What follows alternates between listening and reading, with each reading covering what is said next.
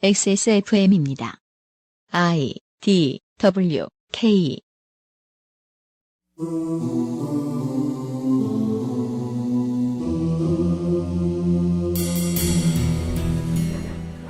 지난주에는 노동자가 일을 해도 일을 하지 않아도 똑같이 돈을 벌 수 있는 기업의 전략을 소개해드렸습니다. 공포는 여기서 끝이 아닙니다. 남양특집 재벌의 재테크 두 번째 시간에는 더욱 기상천외한 방식의 흡혈 행위들을 알려드리죠. 2016년 8월 마지막 목요일에 그것은 알기 싫답니다.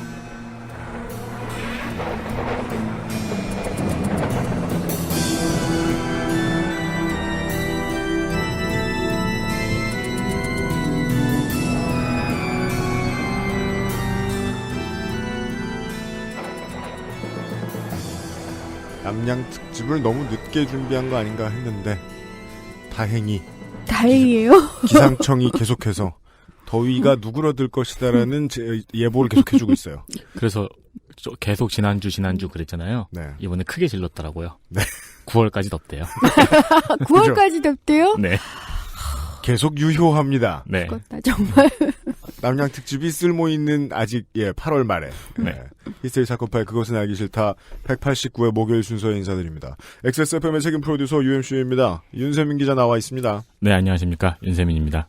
시간이 약간 지난 얘기를 좀 드려야 될 것 같습니다. 174회 목요일 순서에 개발자이자 만화가이신 빈꿈님이 나와가지고 얘기해 주신 게 있죠. 그 피해를 잘라낸 개발자 이야기 네. 있었습니다. 사건의 당사자셨던 양모 씨께서 네.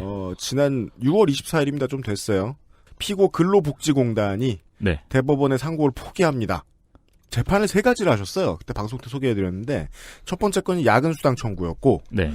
이걸 이기셨고 두 번째인 산업재해 재판 즉 내가 과로 때문에 면역력이 저하됐기 때문에 피해를 잘라내게 되었다. 네. 라는 것을 인정받는 재판을 승리를 하신 거예요.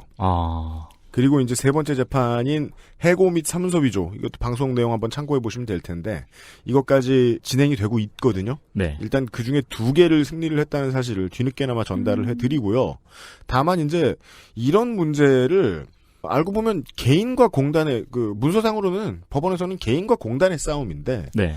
그 개인은 그런 점이 가장 외로워요. 이런 문제를 가지고 싸울 때는요. 야근수당 얼마를 더 받겠다. 잃어버렸던 명예를 되찾겠다.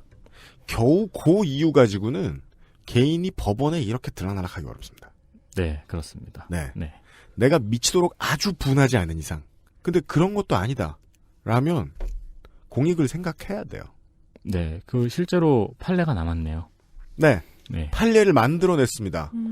개발자들을 위한 법원의 버그 수정이 조금 된 거예요. 다만 어떤 언론이나 어떤 단체에서도 큰 관심을 가져주고 있지는 않죠. 근데 그러고 나면 이제 이렇게 싸우는 개인이 되게 외로워요. 섬에 있는 기분이 들고. 네, 맞습니다. 어디 잠시 후에 등장하시겠지만 국회의원이나 몰려가서 네. 사진도 이렇게 찍어주고. 그러면 좀 나을지도 모르겠는데 보통은 안 그런 싸움이 더 많거든요.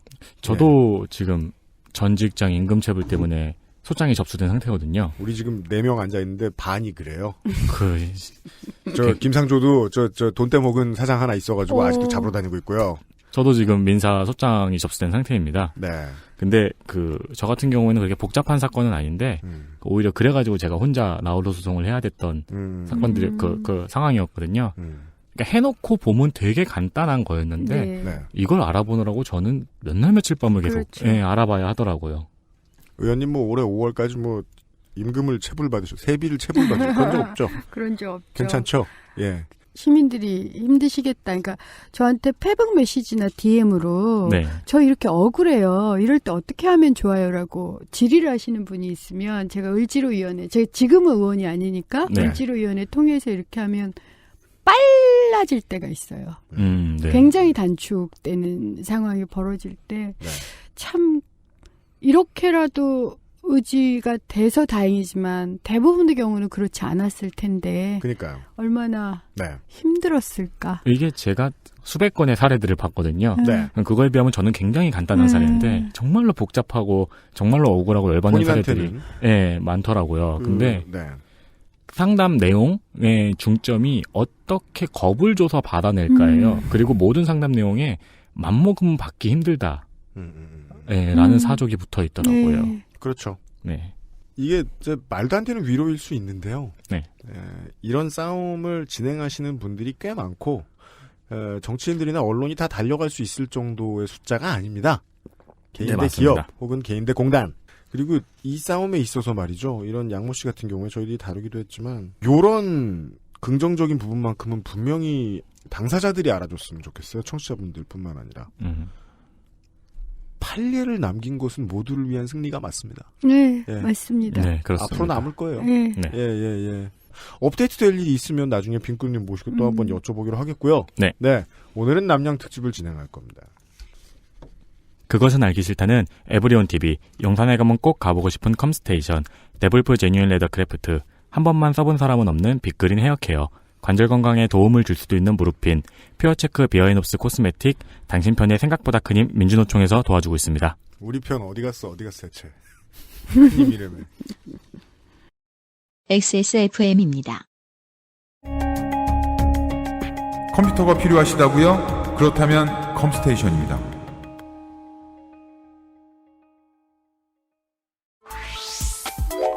MSM과 속단 등 복합 추출물이 함유되어 있으며 당신의 관절 건강에 도움을 줄 수 있습니다. MSM의 인체 적용 시험 결과 12주 섭취 후 관절의 통증, 뻣뻣함, 운동 기능이 뚜렷하게 개선됨을 확인하였습니다. 평소 관절이 불편한 부모님이나 운동을 많이 하는 분들 또는 무릎을 많이 사용하는 모든 분들께 권합니다. 엑세스몰에서 만나요. 인상을 기억하게 해주는 건 아무리 봐도 머릿결. 한번 찰랑 해주면 날 꽤 오래 기억하더라. 빅그린 투쓰리 약산성 헤어팩. 빅 그린 설페이트 프리. 광고와 생활. 김상조 행정관입니다. 안녕하십니까. 지난주 방송 무섭더라고요. 그렇습니다. 그리고 아저씨 있잖아요. 개비스콘 아저씨처럼 답답해가지고. 네, 땡땡스콘. 네. 네. 한편으로 음악하기 잘했다는 생각이 들더라고요. 아, 그런가요? 네, 차라리 그렇게 말려 죽느니. 네. 저는 처음부터 못 벌고 못 사는 쪽이. 아니, 그냥 저는 생존만 해 있으면 음악은 할 수 있는 거잖아요. 맞아요. 음악인들의 일반적인 멘탈이죠. 굶어 죽지 않았으니 작업하자. 네. 그렇게 완전 시스템에 말려 죽어가는 그런 노동자분들의 이야기를 들으면서. 네. 정말 힘들었습니다. 네. 그리고 지금 또 그렇게 말라 죽어가고 있는 존재가 또 하나 있죠. 맞습니다. 요즘 날씨에 배추입니다. 배추입니다. 배추가 못 자라고 있어요, 지금. 배추 대박. 지금 만약에 농촌 근처에 계시거나 왔다 갔다 하시는 분들은 여름에 지금 나와야 되는 작물들 얼마나 다 망했는지 아실 거예요. 네. 배추가 지금 주먹만 하다고 하네요. 그렇습니다. 알배추예요, 알배추. 이거 쌈 싸먹는 건데. 그러니까 웬만한 건 얼갈이로밖에 못 씁니다, 네. 지금. 물론 그 배추로 김치를 담글 수는 있겠지만, 네. 그 김치를 사서 먹는 입장에서는 기분 나쁘겠죠. 맛없는데 어마어마한 단가가 네. 예상됩니다. 그래서 김치가 일시 판매 중단됐습니다. 그렇습니다. 그 말씀을 드려야 됩니다. 네. 콕 집어 콕이요. 저희들을 좋아하긴 해요. 저희들 때문에 처음으로 그 개별 소비자를 만나게 됐으니까. 네네. 그치만 배추가 많이 안 나올 때는 납품해야 되거든요. 납품 먼저 해야 돼서 휘둘리고 삽니다. 네. 그래서 9월에 다시 좀 선선해지면 그때 판매 재개하겠습니다. 네. 비가 많이 오길 빕시다. 네. 그리고 그 누구에게 선물해도 문제가 되지 않는 김영란법 추석 선물 세트. 네. 빅그린도 참전했습니다. 그렇습니다. 네. 엑세스몰에서 확인 가능하시고요. 네. 그리고 관절 건강에 도움을 줄 수도 있는 무릎핀 제품을 추석을 맞이하여 20% 할인에 들어간다고 합니다. 좋습니다. 네. 9월 9일까지 추석 전 배송 마감을 한다고 하네요. 네. 지금 현재 옥천 허브에 일하시는 분들이 도망을 갔다는 그런 첩보가 입수됐어요. 그래요? 옥천 허브 지옥이죠, 지금? 물론 늘 도망가는 분들이 계시지만 이번엔 대규모로 도망갔다고. 네. 그 전화로 퇴사. 네네. 제 친구도 그 택배 중간 허브에서 일을 했었는데 콜택시를 불러서 도망갔대요. 일하다 중간에 못하게 들어가지고 하며. 예. 네. 근데 이게 또 명절이 되면 또 물류가 또 많아지니까 그분들이 더 힘들어지시거든요. 네. 그래서 명절이 오기 전에 미리미리 구매하실 것을 추천드립니다. 노동 친화적인 방식입니다, 청취자 여러분. 지금 샀어요. 감사합니다. 김상조 기술행정관이었습니다.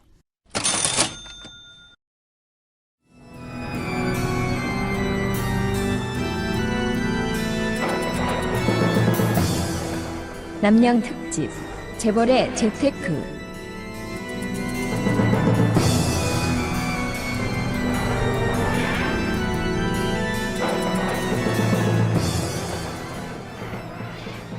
남양 특집 두 번째 시간입니다. 이 시간을 진행해 주신 성남에 사시는 사회학자 은수미 차용인을 모시고 소개합니다. 안녕하세요. 네. 한 주 동안 안녕하셨습니까? 네, 매우 안녕했습니다. 네. 반응이 얼마나 좋은지요? 그랬어요? 그건 이제 제가 설명드릴 수 있어요. 요즘 사회 현상이 말이죠. 네. 자기 자신에게 책임이 돌아오는 문제들로 이슈가 좀 많이 생겼어요. 일반인들에게. 네. 근데 이 재벌 이야기. 네. 자기 자신이 몇이나 있겠습니까? 그렇구나. 네. 남 일인데 되게 무섭다. 반응이 아주 좋았다. 많은 이 제보들 가운데서 제보 한 가지만, 은수희 박사님 앞으로는 제보 한 가지만 소개를 해드리면서 오늘 방송 시작을 하겠습니다. 정땡땡 씨인데요. 네. 안녕하세요. 저는 재활의학과 전문의로 일하고 있는 30대 초반의 청자입니다. 은수미 전 의원님의 남양 특집 방송을 듣고 비루하게 변명 비슷하게 하려고 메일 드립니다. 방송 내용에서 초진 차트에 적혀 있지 않아 산재 인정을 받기 힘들다는 내용에 관해서입니다. 이게 꼭 병원과 기업 간의 커넥션 때문에 고객을 잃을까봐 초진 차트에 자세한 내용을 적지 않는다라는 뉘앙스의 내용이 있었는데 그렇지 않을 수도 있어요. 보통 응급실에 사고로 인한 환자분들이 실려오면 꼭 산재 환자가 아니더라도 예를 들어 교통사고도 객관적 내용만 적도록 레지던트 때부터 교육받습니다. 만약 환자나 일부 사람들의 말만 믿고 그 내용을 초진 기록에 넣었다가 나중에 문제가 생기면 누구 말이 맞고 틀리고를 떠나 참고인 자격으로 경찰서와 법원을 들락날락해야 할 수도 있거든요.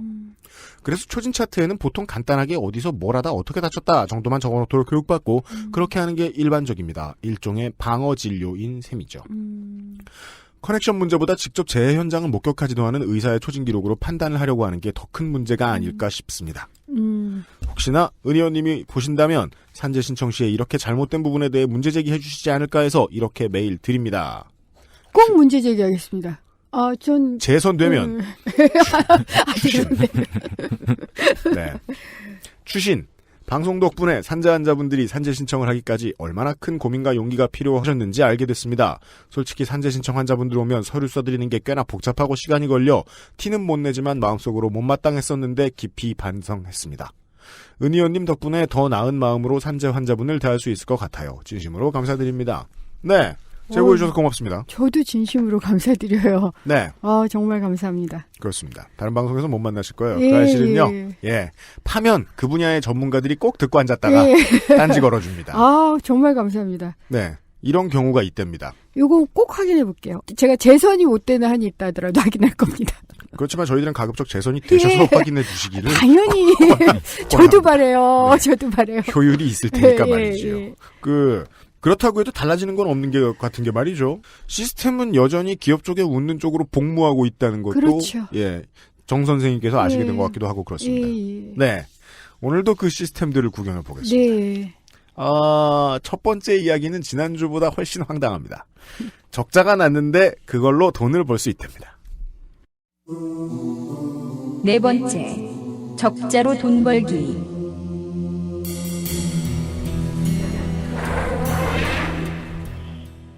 제가 이 말씀을 드리기 전에, 하여튼 며칠 전에 제 페북 메시지로 이제 어떤 분이 자기소개를 하시면서 많이 하는 얘기인데 삼성밥을 먹고 있다. 삼성밥 혹은 먹는다. 현대밥을 먹고 있다. 이런 표현들을 쓰시잖아요. 요즘엔 삼성가족 이런 표현 안 쓰세요. 예전에는 그런 표현도 썼습니다. 난 삼성가족이다. 네. 굉장히 자랑스럽게. 요즘은 그 표현 안 쓰는데 삼성밥을 먹고 있다. 이런 말씀을 쓰셔서 그렇게 생각하시는 분들께 방송을 꼭 들어주시고 생각을 아닐 수도 있다. 제가 아니다 이렇게 얘기하지 않겠습니다. 삼성밥을 자기는 먹고 있다라고 생각을 하시는데 혹여 그것이 그것은 계약된 정직원이 하는 말이라는 말씀이신가요? 네. 그렇죠. 그런데 내가 삼성에게 밥을 먹여주고 있는 것일 수 있다. 그러니까 정직원이든 하청이든 간에 내가 뭔가 기업 때문에 회사밥을 먹고 있다 생각하실 텐데 아니다. 나는 먹고 있다고 생각하고 있는데 실제로는 밥을 먹는 건 저쪽이다. 내가 먹여주는 거다. 이렇게 생각할 수도 있다. 사측과 노동자 측 간의 일반적인 관계잖아요. 예. 서로가 서로에게 밥을 먹여주는 관계. 예. 문제는 비율을 좀 의심해봐야 될 수도 있다? 나한테 한 끼 줄 때 나는 회사에다가 10끼를 먹이고 있는 상황이다? 내가 지금 연봉 3천만 원 받고 있고 나의 임금 인상은 매년 예를 들어서 5%가 된다. 그런데 재벌이 가져가는 인상률, 네. 이윤율은 매년 예를 들어서 100% 혹은 10,000% 베팅을 하고 있을지도 모른다. 이 생각을 하고 계시라는 거죠. 내가 필요하기 때문에, 내가 배터리로서 필요하기 때문에 나한테 밥을 주는 것처럼 나를 살려두는 것일지도 모른다. 그러니까 로봇으로 바꾸지 않고 네. 인간을, 노동자를 로봇으로 바꾸지 않고 노동자로서 살려두는 이유는 재벌이 그게 필요하기 때문이다라고 거꾸로 생각할 수도 있다요. 그러니까 노동자가 받는 월급은 자신의 노동의 대가로 받는 거잖아요. 예. 근데 자신과 회사와의 관계가 지금 자신이 노동한 대가로 회사에서 받는 돈이 과연 올바른 급여인가? 그렇죠. 거기서부터 시작해서 이게 심하게 왜곡될 때는 네. 세상을 만드는 건 난데 내가 배터리가 돼서. 네. 근데 마치 재벌이 나를 포함해서 모든 세상을 만드는 것처럼 거꾸로 상상할 수도 있다. 그러니까 한번 의심을 해보셔라라는 말씀을 드리는 거예요. 내 뒤에 귀신이 있는지도 몰라 정말. 이런 의심을 한번 해보자는 거예요. 그 질문은 기업이 적자로 인해 돈을 번다는 지금의 이야기와 어떤 관계가 있을까요? 저는 이 관계가 있다는 거죠. 예를 들어서 신문에서 경제위기다 이러면 다들 걱정하세요. 네. 실제로 절감해요. 자영업소부터 시작해서 초코코고는 소리네요. 경제 위기를 걱정하는 소리입니다. 정말 초코가 경제 위기를 걱정하는 것 같은데요. 경제 위기가 되면 실제 절감하시잖아요. 네. 손님들 줄고요. 해고되고요. 네. 임금 줄여줘요. 그쵸? 네. 휴직해야 되고 이런 걸 반복적으로 경험합니다. 자본주의 사회에서 사시는 분들은 특히 돈을 벌어먹고 살아야 되는 사람들은 항상 경기는 순환하기 때문에 그렇죠. 경기 침체기하고 경기의 활성화기를 경험을 하죠. 네. 근데 제가 개인적으로 경험한 바에 의하면 IMF 이후로 우리나라 경제가 어렵다 하지만 내년은 좋아질 것이다는 마치 올해의 더위 같아요. 맞아요. 네. 더운 것 같다 뉴스만으로 똑같죠. 네. 근데 어쨌든 이제 그러면 보통 사람들은 사실은 이제 기업이 괜찮을까, 자기가 다니는 회사 괜찮을까 이런 걱정을 하는 거죠. 한다. 네. 재벌이 과연 그럴까? 그러니까 재벌은 경제 위기를 걱정할까? 원래 가장 민감하게 한다고 알고 계시죠. 반응을 해야 되는 집단 아닌가요? 예. 전경련의 메시지에 의하면 늘 걱정하는 듯 보입니다. 예. 그런데 사실을 캐보니 오히려 재벌에게 경기 순환은 매우 익숙한 과정이에요. 네. 그러면 경기 활성화기뿐만 아니라 경기 침체기에도 어떻게 하면 돈을 벌까를 이미 상당히 오래전에 시스템화 시켰다라는 게 저희 주장이에요. 맞는 연습을 해둔 게 있을 것이고 그렇죠. 실제로 써먹고 있을 것이다. 예, 그래서 이번 경기 침체기의 시스템을 가지고 돈을 벌 뿐만 아니라 경기가 활성화되는 기에는 그 전의 경기 활성화기보다 2배 이상 튀겨 먹겠다. 이렇게 시스템을 만들어 놓는다. 그러니까 경기 침체기에도 재벌은 돈을 벌고 활성화되면 더 번다. 이런 시스템을 만들어 놓고 있다. 아닐까? 듣기만 하면 너무 매력적이라 말이 안 됩니다. 저희들은 지금 은현님이 저희들에게 보여주시고 계신 어떤 표를 보고 있습니다. 예. 1975년부터 2013년까지 기업소득과 가계소득의 변화에 대한 표인데요. 기업소득이 IMF 이후부터 무진장 올라가고 드라마틱하게 올라갔죠. 가계소득은 뚝뚝뚝 떨어지고 있습니다. 이게 여기서부터 시작해야 될 것 같네요. 여기서부터 시작을 해야 되는데 이 구조. 그러니까 경기가 침체가 됐든 경제가 위기든 아니든 간에 끊임없이 기업은 돈을 벌고 가게는 끊임없이 돈을 못 버는 이 구조가 왜 벌어지지? 라는 질문을 하게 되는 거고요. 예. 보통 이제 기업에게 적자 시기라는 건 이런 거잖아요. 어쨌든 모두 다 위기이기 때문에 임금도 줄이고 일정하게 서로 양보를 해야 되는 시기인 거죠. 그렇죠. 예. 그런데 기업에게 이제 IMF 이후 이 적자 시기는 호기입니다. 어째서 그렇죠? 어떤 호기냐면 첫 번째 정규직을 해고시키거나 아웃소싱을 할 수가 있고요. 그렇잖아요. 기업이 어렵다. 어렵다는 핑계로. 예, 핑계로. 그다음에 두 번째, 비정규직을 몽땅 쓸 수가 있고요. 그렇죠? 세 번째, 이건 숨겨진 얘기인데요. 그 적자 시기에도 기업의 소득이나 혹은 경영진의 소득은 더 올릴 수 있는.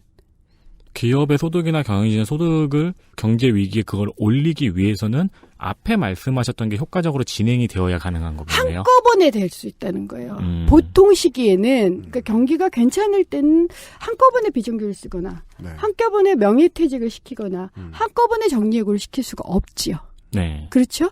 그런데 경기가 위기다라고 하면 투자 안 할 수 있고요. 네. 고용 줄일 수 있고요. 비정규직 쓸 수 있고요. 모든 걸 다 체질 개선을 하는 시기예요. 근데 그 체질 개선 중에도 특히 적자인데도 자기 소득은 늘리는 혹이라는 거예요. 그 마지막에 대한 답만 들으면 대충 알 것도 같네요. 네.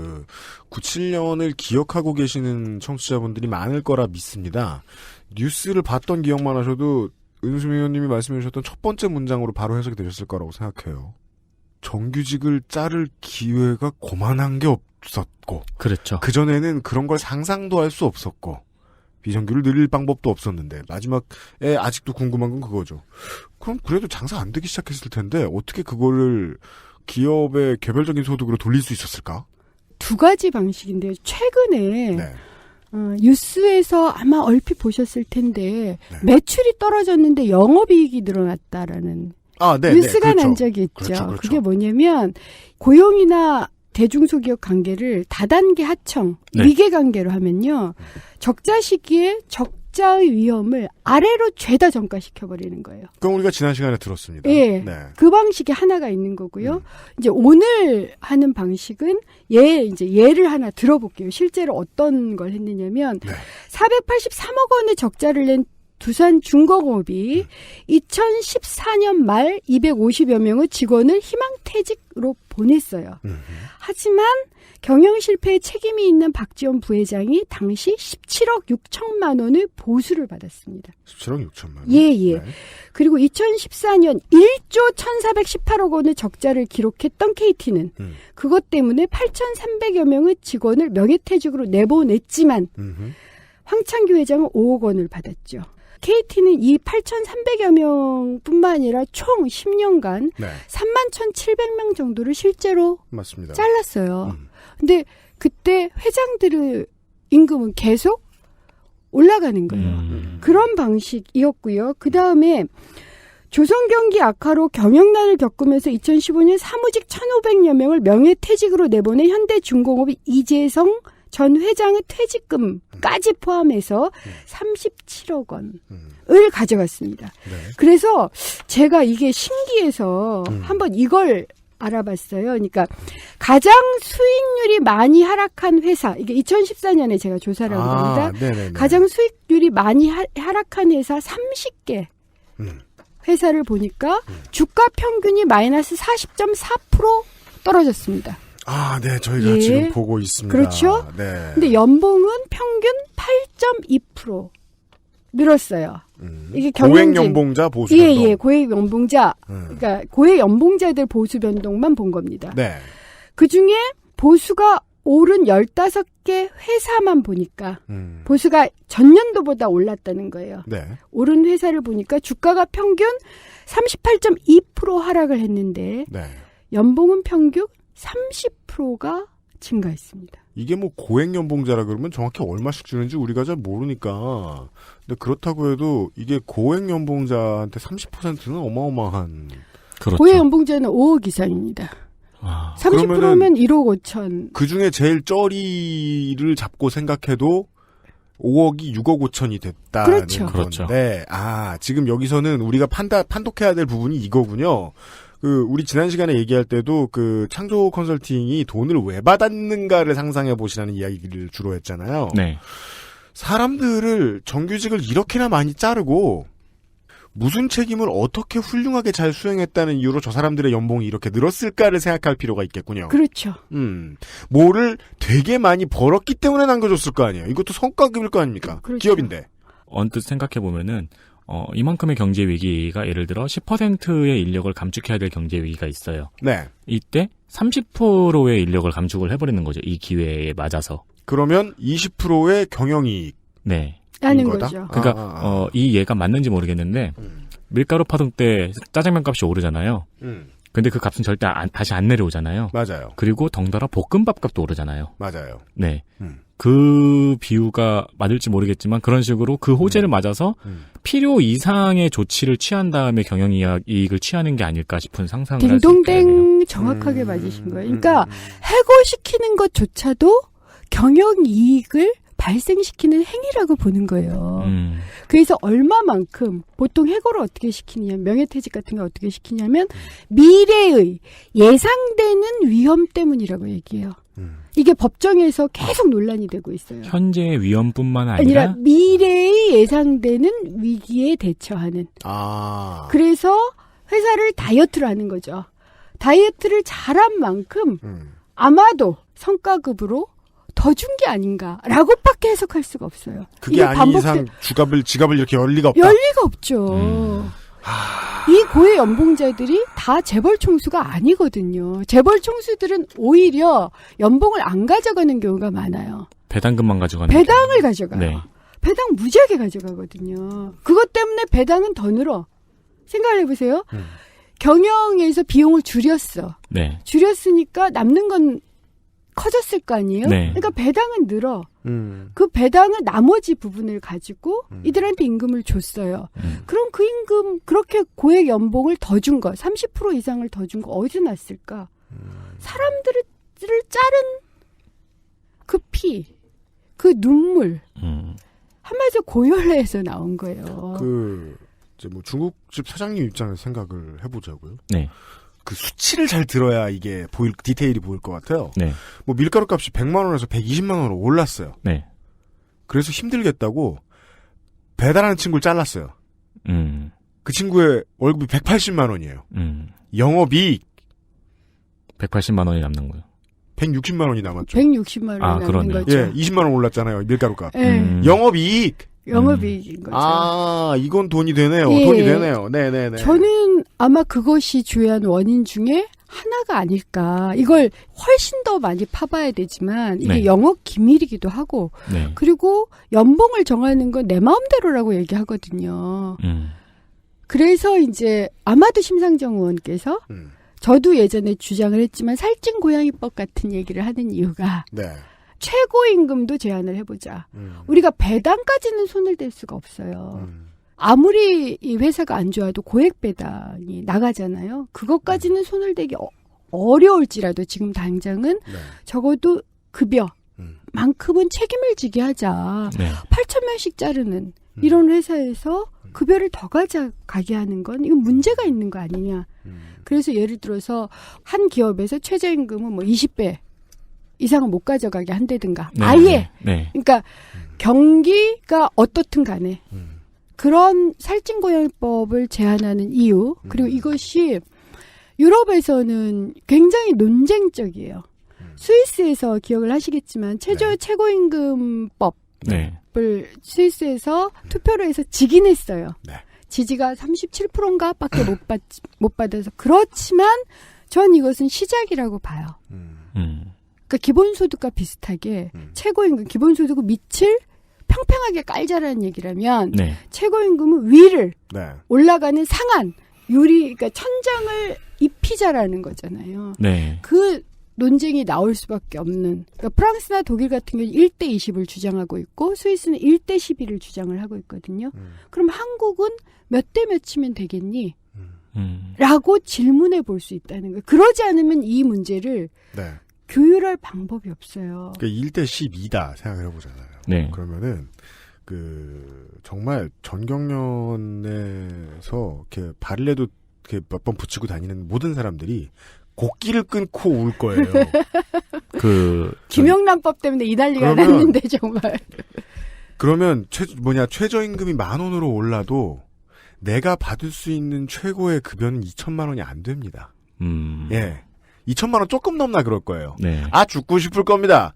그 마음 알아요. 그래서 이 살찐고양이법이 나왔을 때 이 법의 발의는 지금 통과시키겠다는 게 아니라 뭘 말해야겠다는 건데 그 말이 뭘까를 저는 궁금하다 그냥 지나갔거든요. 네. 지금 들은 것 같아요. 그러니까 기업이 인력을 자르는 것이 구조조정을 하는 것이 당장의 위기를 탈출하기 위한 것 이상의 방법으로 쓰여서는 안 되기 때문. 그렇죠. 구조조정을 해서 영업이익을 내려는 속셈은 안 된다. 그것을 막고자 하는. 그렇죠. 그 영업이익을 내서 지금까지 영업이익을 내고 있는 거예요. 네. 내서 본인이 그러니까 배당도 늘릴 뿐만 아니라 본인들이 고용한 경영진들에 대한 임금도 늘려주는 방식이거든요. 이건 네. 하지 말자. 요거 이게 첫 번째 제안으로 아마 들어온 걸 칠 거다라고 네. 생각을 하고요. 그다음에 두 번째로 아까 그런 얘기를 했잖아요. 그것도 좋아. 그래 더 받았어. 그런데 이것이 왜 이런 구조가 그 다음 경기가 괜찮아졌을 때 훨씬 더 배팅을 더 높일 수 있는 불평등을 더 늘릴 수 있는 방식일까? 아, 네. 그걸 알아야 돼요. 예, 그걸 알아야 되잖아요. 네. 그러면 이렇게 줄였어요. 우리들 임금을 줄이고 해고시키고 뭐 인턴으로 쓰고 비정규직 난리를 쓰고 하청 재하청으로 해서 네. 이 구조로 해서 돈을 이제 썼으면 네. 그 돈을 쓰는 방식을 시스템화하면 돼요. 앞으로 계속 그러면 그렇게 번 돈을 다시 경기가 좋아졌을 때 투자나 고용으로 쓰는 게 아니라 네. 보통은 예를 들어서 지난번에 한전 부지를 샀던 것처럼 네. 현대가 한전 부지를 샀던 것처럼 10조 5,500억 원이 어떤 건물을 소유하는 방식이라든가 채권을 사는 방식이라든가 혹은 현금성 자산을 가지는 방식으로 쓰는 것. 아, 무슨 재화를 생산하는 기업이어도 예. 결국은 투기자본화 하는 거군요. 일종의 금융자본화 하는 거예요. 그러니까 비금융자본이 금융자본처럼 굴러가는 방식으로 쓰는 거. 이걸 사내유보금이 급속하게 늘어났다라고 표현하는 거죠. 금융자본이 정규직을 자르는 걸로 해서 늘어나면 기업의 입장에서는 매우 순리에 맞는 게 투기자본이 직원이 뭐하러 많이 필요합니까? 네. 그렇잖아요. 아, 길이 보이네요. 길이 보이는 거죠. 그래서 네. 제가 이 표로 가져오는 것들이 뭐 사내유보금이 얼마나 늘었나. 갑자기 생각해보세요. 늘은 비중을 보시면 네. 2001년까지 평균 한 4-5% 늘었어요. 매년. 네. 사내유보금. 그런데 사내유보율이 갑자기 2002년에 11.9%, 2003년에 15.1% 하더니 그 다음서부터 평균 25% 정도에서 그렇죠? 23%, 25% 늘죠. 2010년, 2000년대가 넘어가니까 예. 4분의 1을 그냥 묵힌 돈으로 예. 만들고 있어요. 그렇죠. 투기자본으로 만들어놨는데 예. 요 표가 말해주는 게 묘한 게 있네요. 90년도부터 2010년까지 매년 전체 기업의 사내 유보율 변화 추이를 보여주고 있는데 90년대 때는 5%에서 7%, 예. 즉 언제 공장 만들지 모르는 땅 수준으로 예. 갖고 있던 것이 IMF가 지나고 2년 뒤에 바닥으로 떨어져요. 예. 그리고 바닥을 한 3년 겪다가 예. 갑자기 들리네요. 11.9, 15.1, 20.6, 23.6, 26.7까지 IMF의 불에 댄 다음에 예. 대기업이라는 아이가 선택한 생존 방식이 이거라고 설명을 해준 것 투기자본, 같아요. 금융자본인 거예요. 네, 재밌네요. 2001년에 4.6%였는데 예. 불과 5년이 지나서 2006년은 25.7%, 예. 그 다음에는 26.7%거든요. 7%까지 치고 올라가는 거죠. 근데 이건 경기 활황이라 이렇게 벌 리가 없어요. 없어요.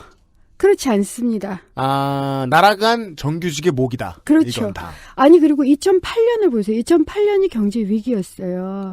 그때도 21.0%예요. 더 이상 예전에 경제 위기 때 심각한 경제 때 2.5%였잖아요. 네. 그러니까 더 이상 그렇게 안 떨어지는 거예요. 아. 계속 투기성 자본, 금융성 자본으로 돌리고 있다. 재미있는 무시무시한 결론에 하나 봉착하게 됩니다.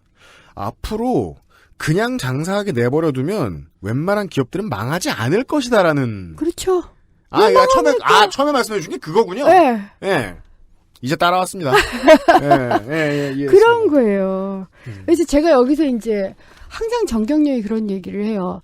우리 사내유보금은 투자한 거야. 이미 건물이나 뭐 부동산으로 투자한 거야. 현금성 자산은 예를 들어서 30대 재벌의 사내유보금이 700조면 현금성 자산은 한 200~300조밖에 안 돼. 그리고 기술이 많은 현금성 자산은 뭐예요? 동전이에요? 그러니까 금이에요? 그렇게 얘기를 해요. 그러니까 스크루지처럼 금고에다가. 그러니까 금화. 그래서 제가 이제 그런 얘기 그러면 저한테 경제학적으로 너무 무식하다. 사회학자여서 그래서 제가 경제학자의 말을 그냥 말씀을 드려주겠습니다.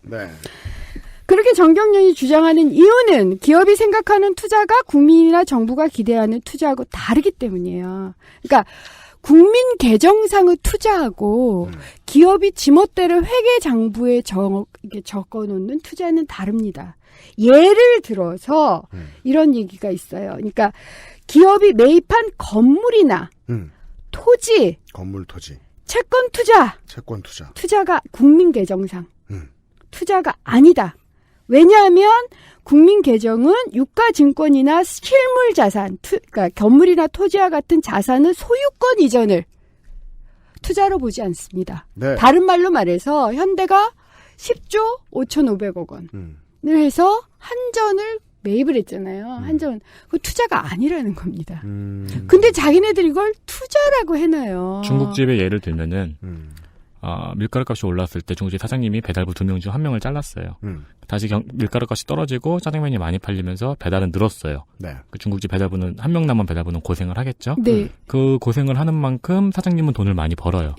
그럼 1명을 더 고용을 해야죠. 딴 데 가서 땅을 사고 앉아있는 거예요. 그러니까 그리고 그걸 내가 투자했다라고 얘기하는데 그렇지 않아요. 단어가 정말 재밌는 게 채권 투자라는 말. 이게 이거 아니에요. 국민 정서에는 채권인데 정경련은 투자라고 말한다는 거 아니야. 채권 투자 가지고. 실제 회계 장부상에 그렇게 돼 있어요. 제가 이거 기업주기 때문에 이게 무슨 얘기인지 알아요. 나중에 비싸질 물건 뭐 있어 내가 사는 거. 물론 신발이 있지. 근데 내가 신발 말고 좀 더 무서운 물건에 투자한다 치죠. 예를 들면 피규어. 내가 피규어를 사고 우리 이제 회계사님이 저한테 맨날 얘기해 주세요. 여기 사무실에 있는 거 뭐 있는지 재산 적어놔야 된다고. 앞으로 필요하다고. 그럼 피규어 어떻게 적지? 하다가 투자. 라고 회계 장부상에 적는데요. 피규어 투자. 국민 계정상은 그게 투자가 아니에요. 국민 계정상은 정확하게 가치를 생산하는 것, 부가가치를 생산하는 것만 투자입니다. 덕들은 알아요. 이게 10년 뒤면 2배로 뛴다는 걸. 근데 갑자기 발매해버리면 떨어지기도 하잖아요. 물론 그 위험은 감수해야 되는 게 투자죠. 투자한 거야. 그래서 투자라고 얘기하는 거예요. 그러니까 사내유보금을 누구도 100% 현금이라고 생각하지 않는다는 거예요. 하지만 그걸 투자라고 얘기하지 말라.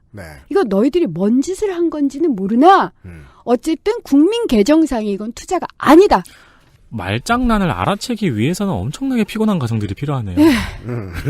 정말 힘들어요. 그러니까 그래도 박사학위까지 받은 저도 이런 걸 입증하고 끌어내고 심지어 국회의원까지 하면서도 이걸 그렇게 끌어내고 정리하기가 힘들잖아요. 국민들 얼마나 힘들겠어요. 그래서 정경련이 저 멍청한 사회학 박사가 사내유보금을 그게 우리가 투자한 건데 대부분 그걸 투자가 아니래. 말도 안 돼. 이렇게 얘기 하거든요. 저렇게 멍청하니 빚이나 지고 있지. 맨날 한나라당 되는 데 가가지고 사무실 내고 있지. 이런 비웃음을 받다. 아니라는 거예요. 그러니까 이제부터 사실은 30대 재벌, 10대 재벌은 적자를 굉장히 특히 경제 위기 시기를 매우 즐길 수 있다. 우리는 부들부들 떨지만. 아까 앞에 나왔던 국민이 가난해질수록 기업이 부유해지는 그래프 같은 경우에는 우리가 라틴 아메리카나 아니면 홍콩이라든가 그런 빈부격차가 큰 나라에서 많이 보고 있는 실제로 이제 우리는 여기서는 그래프로 봤지만 거기서 눈으로 실제로 보고 있는 현상들이잖아요. 그런 나라에 가면은 기업들은 계속해서 독점적으로 돈을 많이 벌고 시민들은 점점 더 가난해지고 있는 게. 그리고 우리가 이 빈부격차 큰 우리와 비슷한 시절의 경제 성장을 이룬 그 나라들을 가서 보면 이게 신문만 봐도 그런 걸 알 수 있잖아요. 그 나라의 산업이 부흥하기 전에 투기 자본이 먼저 잠식이 끝난 나라들이에요. 한국은 그 케이스가 아니라는 걸 지금 들은 거예요. 산업의 역군들이 만들어놨더니 그 회사가 투기 자본으로 변하고 있다는 얘기 아니에요? 그렇죠. 그게 돈이 더 돼요. 제가 이제 나중에 말씀드리겠지만 그렇게 하는 게 실질적으로 생산이나 그러니까 고용이나 투자를 하는 것보다 세제적으로도 세금으로도 유리해요. 평균적으로 한 16% 정도가 훨씬 더 이득을 봐요. 그러니까 내가 고용을 하는 것보다 고용하는 것보다 건물을 사는 게 그래서 그걸 투자라고 해놓는 것이 세금으로도 16% 정도 이익을 보고요. 그 다음에 그렇게 건물을 사서 이걸 종합 쇼핑몰이나 뭐 이런 걸로 만들잖아요. 맞아요. 그럼 그 임대료 수입 나오잖아요. 네. 그러면 계속 임대료 수입이나 이런 수익은 보통 고용을 하는 것보다 평균적으로 하면 16% 정도가 유리해요. 롯데 신세계 아울렛. 예, 그렇게 하는 게. 현대 아이파크. 계속, 그러니까 유통이나 뭔가를 도전 정신, 기업가 정신을 가지고 뭔가 새로운 걸 만들어내고 새로운 것에 투자하는 것보다 기존의 것을 가지고 유통으로 돌리거나 금융으로 돌리는 것이 세금으로도 유리하다고요. 지금 느꼈어요. 우리 이제 서울이나 부산의 바깥에 좀 나가면 아울렛들 있잖아요. 네. 거기는 롯데 아울렛, 신세계 아울렛이라고 써 있잖아요. 내가 보고 이게 왜 이상했는지 지금 알았어요. 롯데와 신세계는 실제로 안에 들어가면 의미가 없거든요. 그렇죠. 다 다른 브랜드의 식당 옷가게고, 즉 앞에 써 있는 제일 큰 저글씨는 집주인이 누구라고 쓴 거네요. 그럼 이제 이해되시겠죠. 그러니까 그걸 투자라고 한 거다. 그렇죠. 사람을 자른 돈으로. 예. 그러니까 특히 유통재벌들은 그건 그냥 임대사업자예요. 그렇잖아요. 글이 됐네요. 이제 글이 됐네요. 됐어요. 뭐 이제 산업에서 하는 일이 있다고 해도 법적으로 책임을 거의 안 지는 원청업체가 되다 보니까. 그렇죠. 원청업체가 되다 보니까. 그럼 지금부터 투자회사라고 불러도 되는 수준이다. 그렇죠. 그럼 뭐 금산불리고 뭐가 아무 소용도 없네요, 이제. 거의 뒤늦었다라고 봐야 돼요. 제 판단에는 우리나라 재벌이 훨씬 더 빨라요. 그래서 재벌이 하고 나면 법이 들어와요. 그러니까 이미 넘어간 거야. 그럼 재벌만 해먹는 법이 되네요. 그렇죠. 그러면 이제 우리가 지난주부터 이렇게 얘기했잖아요. 마지막으로 국가가 뭘 했나를, 공조를 뭘 했나를 봐야 되는데, 요 말씀해 주셨잖아요. 사람 고용해서 돈 쓰는 것보다 세제상 16% 싸게 먹힌다, 투자해 놓는 것이. 이거 국가가 고칠 수 있는데. 있어요. 그리고 19대 국회 때도 제가 그것을 분리과세법이라는 형식으로. 정말 생산적인 투자에 대한 과세하고, 이런 임대 수익이나 배당 수익이나 금융 수익에 대한 과세를 달리 해버리면 돼요. 그러니까 투자에도 중과세를 해야 되잖아요. 그렇죠. 그렇게 하는 법을. 그러니까 국민들은 이미 38% 과세를 받아요, 최대. 부동산 그렇잖아요. 투자하면. 부동산 투자하면. 그럼 그거 똑같이 하면 되잖아요. 기업이 22%라고요. 무슨 뜻인지 아시겠어요? 그냥 국민 수준에 맞춰서 하자는 거예요. 더 하자는 것도 아니고. 그런데 그것조차 통과가 안 됐어요. 그 숫자는 지난주부터 계속 의심했습니다만 이거는 국회가 도장 찍은 법이라기보다는 기업이 도장 찍어준 법이라는 생각이 자꾸 듭니다. 그래서 그걸 바꾸려고 하니 재선이 되나? 우린 지금 4주 동안 은수미는 왜 낙선했는가 이런 내용을 다루고 있는 것 같아요. 그런가요? 어쨌든 제가 누누이 말씀드리지만 이 상황, 그러니까 이 음산한 상황을 벗어나지 못하면요, 우리나라는 라틴 아메리카처럼 안 될 것 같다? 이렇게 과신하지 마시라고요. 그러니까 60년대, 70년대 때 우리나라보다 잘 나간 나라들이 있었어요. 제3세계 국가들 중에. 그렇죠. 그런데 이 제3세계 국가들이 제조업이나 생산적 투자를 하지 않고 투기 혹은 금융에 완전히 잠식을 당하면서 추락을 했거든요. 한국이 지금 그 위기에 서 있다는 거죠. 많은 우리 국민들께서는 어떻게 생각하냐면 이 기업들이 뭔가 열심히 하고 있는 거라고 생각하고 계세요. 아이 설마 임대사업자겠어. 집주인이겠어 설마. 사채업자겠어. 이런 생각을 하시는 거죠. 실제로 그와 유사한 행동을 하고 있습니다. 근데 우리는 거의 전 국민이 대기업으로부터 사채를 갖다 쓰잖아요. 네. 다 카드 있잖아요. 그러니까. 그래서 제가 아까 그 얘기를 한 거예요. 삼성 밥을 먹고 있는 게 아니라 삼성 밥을 퍼주는 중이다. 그렇죠. 퍼주는 것이라고 생각을 좀 바꿔보자. 우리 땡스트코 VIP 김상조 행정관 삼성에다가 몇십만 원 갖다 준 거예요. 지금 삼성 카드밖에 안 들어가잖아요. 거기는. 진짜 VIP세요? 아니요, 저 오랜 쓴 적이 없는데. 아니, 엄청 많이 써요. 저는 땡스트콜을 생각하면 김상조 행정관을 생각하거든요. 갑자기 굉장히 대단해 보여요. 회원권이 제밖에 없어요. 제가 아는 사람 중에. 오. 레이드 뛸 때 같이 가거든요. 근데, 직원들뿐만 아니라 국민들도 그 돈을 갖다 줬고, 예. 그 다음에 이 적자로 인해서 돈을 버는 가장 중요한 방법은 일하는 종목을 투기로 바꾸는 데 쓰는 것이다. 그렇죠. 계속 고용을 줄여가면서. 그리고 적자 시기 때는 위기야 뺑뺑 해가지고 고용을 한꺼번에 확 줄여버릴 수 있어요. 그렇죠? 네. 배당 늘리고 연봉 늘리고 그 다음에 투기나 금융자본으로 바꾸는 거죠. 사실은. 그리고 이미지 광고 사람이 미래다 이런 거. 그렇죠. 우리 엄마 아빠도 제가 이제 고3이라 피곤해 보일 때 네. 그때 꼭 뭐 많이 먹여줘요. 그때가 인생의 위기거든, 애에. 근데 내가 봐도 내가 알아. 내 인생의 위기인 거에 비해 고기를 너무 많이 먹었어. 그때. 그러기 때문에 적자는 큰 기회다. 근데 그렇게 때보다 고기 입맛이 들면은 내 인생이 위기가 아니고 내 인생이 평탄할 때도 고기는 먹어야 되잖아요. 고기를 쌓아놔. 네. 정립해놔. 정립해 놓는 거. 우리 집 유보 고기를 점점 더. 내 재산의 25%를 그럴 수 있다. 네. 그런 얘기였습니다. 네, 그렇게 했다라는 거고요. 네. 예. 흡족합니다. 매우 신선합니다. 깜짝이야. 광고를 듣고 그 다음 건 더 황당합니다. XSFM입니다.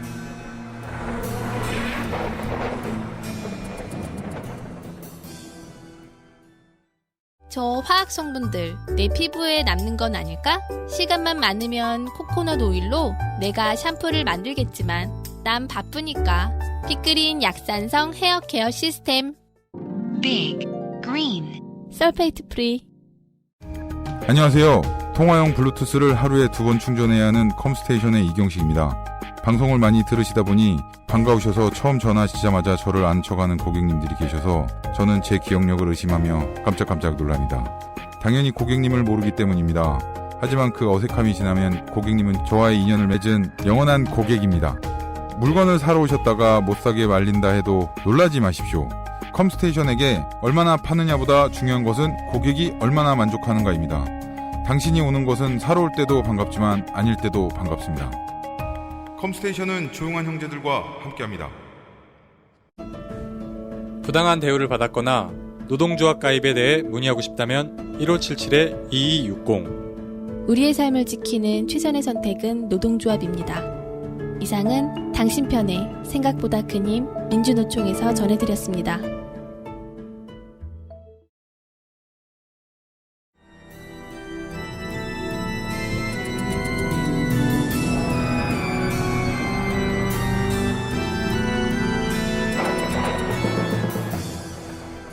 민주노총 광고가 허투루 들리지 않습니다.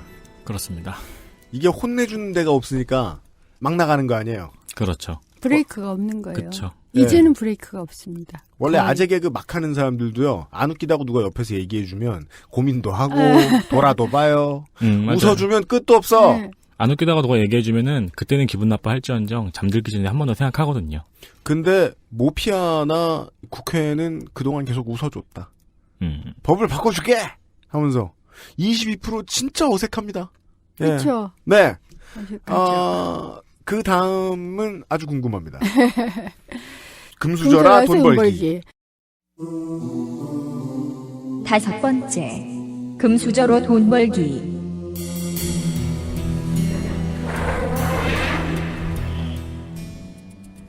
이 얘기는 두 가지 때문에 약간 차이가 다른 익숙하신 얘기더라고요. 좀 다른데 세습을 받잖아요. 네. 그럼요. 아이 그렇죠. 안 그러겠습니까? 근데 보통은 이제 성인 자녀한테 어떻게 세습하는가 이게 지금까지 굉장히 쟁점이었어요. 성인 자녀요? 그렇죠. 성인이 된 자녀한테 예를 들어서 이재용 부회장이 처음에 60억을 받았는데 네.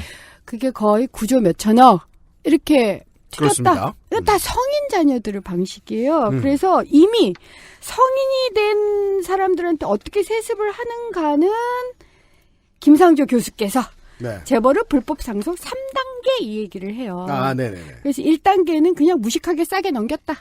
이게 1977년 삼남 이건희 씨를 후계자로 선정했을 때 이병철 회장이 그냥 싸게 넘기는 바람에 생겨서 아, 원조예요? 네, 그게? 원조예요. 그래가지고 이제 알려졌어요.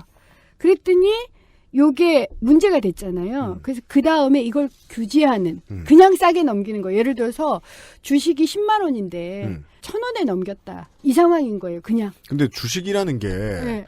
투자자가 걸려있는 일이니까 이거를 마음대로 애누리야만 오늘 기분이다 10원 이럴 수 없잖아요. 근데 그냥 그때는 그랬대요. 그때는 1970년대 80년대는 그냥 그게 내 맘이야. 가능한가요? 예. 근데 그거는 장사할 때 보면 애누리지만 경제 용어로는 감자라고 해요. 그럼 안 되잖아요. 예, 그래서 이걸 그 다음에 못하도록 법을 만들었어요. 네. 그러니까 근데 이미 넘어간 뒤야. 다 팔았어. 예, 넘어간 뒤에 이제 이게 1단계. 그렇지만 우리는 보고 있잖아요. 2세가 그렇게 받았어요. 예. 3세한테 갔잖아요. 예. 3세는 어떻게 받았을까요? 법이 바뀌었는데. 그러니까 그래서 2단계가 나온 거예요. 2단계가 이제 전환사채 혹은 신주 인수권부 사채, 네, 신주 인수권부 사채. 네. 아, 부담. 그거 늘 어렵죠. 평생 읽어도 어려워요. 그래가지고 보통 10이나 BW라고 하면 편한데. 맞아요. 어쨌든 이렇게 해서 헐값에 10이야 BW를 헐값에 발행을 해가지고 이걸 넘겨주는 방식으로. 네. 이젠 주식을 직접 싸게 하면 안 되니까 이게 한마디로 해서 당구 치시는 분들은 쿠션이라고 하시더라고요. 그렇습니다. 그쵸? 3쿠션을 돌린 거예요. 직접 주면 안 되니까 네. 한 번 돌려주는. 네. 요것도 안 되게 됐어요. 요것도 이제 문제가 된 거예요. 그러면 이재용 씨나 이부진 씨는 자기 자식한테 어떻게 물려줄까요? 그 다음에 이제 3단계가 네. 지금 이재현 회장께서도 나오신 다음에 지금 이걸 하고 있는 거 아니냐. 네. 그러니까 이번에 사면되셨잖아요. 네, 네. 일감 몰아주기예요. 일감 몰아주기도 지금 일정 규제가 들어갔는데 일감 몰아주기는 간단히 이런 거예요. 그러니까 회사 하나를 차려. 네. 그 회사의 모든 일감을 막 몰아줘요. 만사 다. 예, 그러니까 네. 재벌을 아들이나 손자 손녀 명의로 된 회사를 차리고 네. 그 회사는 처음에 굉장히 주식이 싸요. 네. 그쵸? 네. 그러니까 뭐 100%든 50%든 다 가지게 만드는 회사를 차리고 거기에다 막 일감을 몰아줘. 그럼 그 회사 클 거 아니에요. 네. 그럼 원래 1,000원이었는데 한 10만 주가 원 되는 건 금방이다. 10만 원, 100만 원 만들어가지고 그게 또 이제 연결고리가 되니까 재벌은 그룹이니까요. 아, 그건 너무나 쉬워 보이는 예. 게 어떤 회사의 이름에 모 회사의 이름을 붙이지 않고 내보내도 어차피 증권가라는 데는 소문이 나게 돼 있잖아요. 그렇죠. 이거 3세 용돈용 회사야. 예. 라 그러면 여기가 금방 화랑이 될 거라는 걸 모든 투자자가 다 알 거 아니에요. 그렇죠. 그럼 그 모든 투자자가 들러붙어서 알아서 주가를 올려줄 예. 수도 있겠네요. 지금 그래서 현대는 현대글로비스가 있고요. 네. 삼성은 삼성 에버랜드나 삼성 SDS가 지금 그런 역할을 한다고들 하고 있잖아요. 네.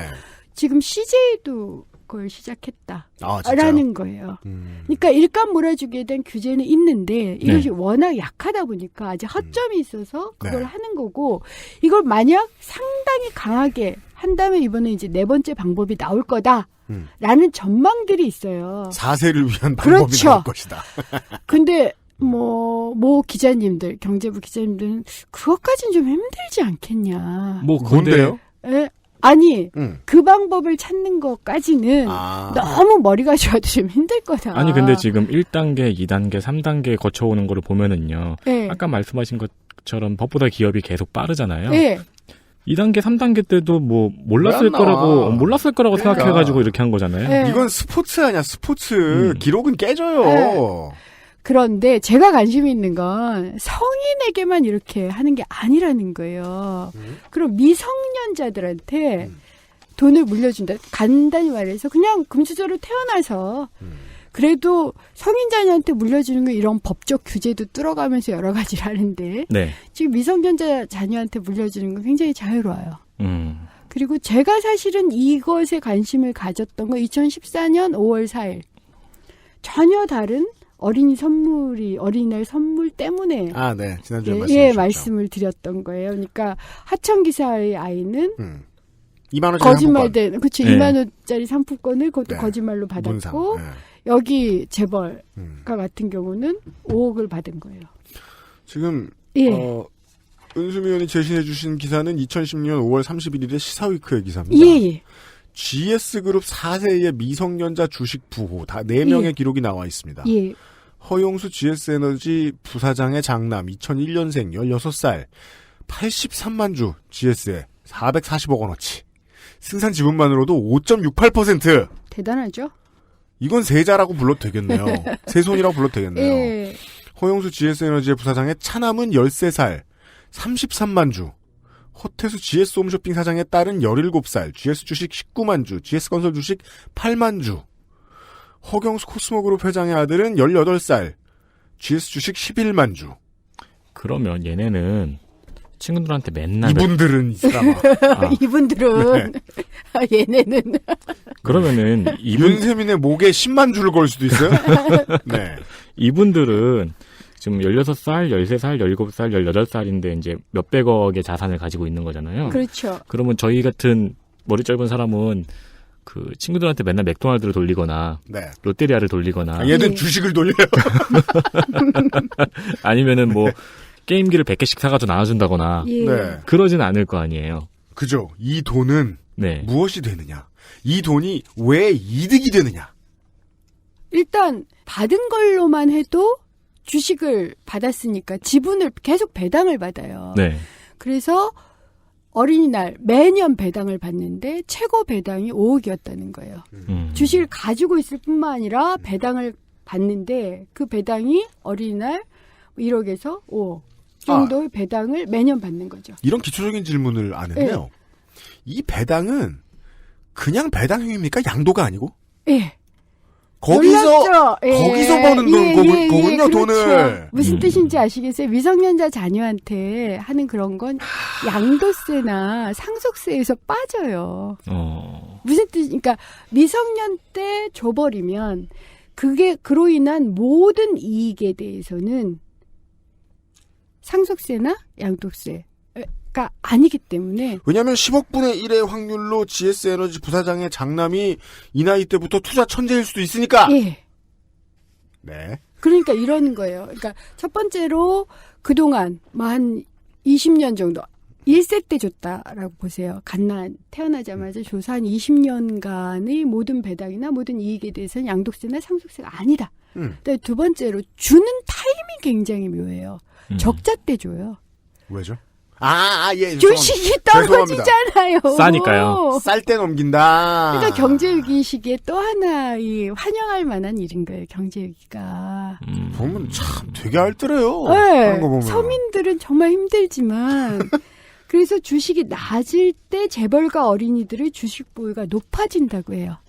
이게 재벌닷컴에서 나온 얘기예요. 그걸 분석하는. 그러네요. 재벌닷컴 데이터 센터. 예.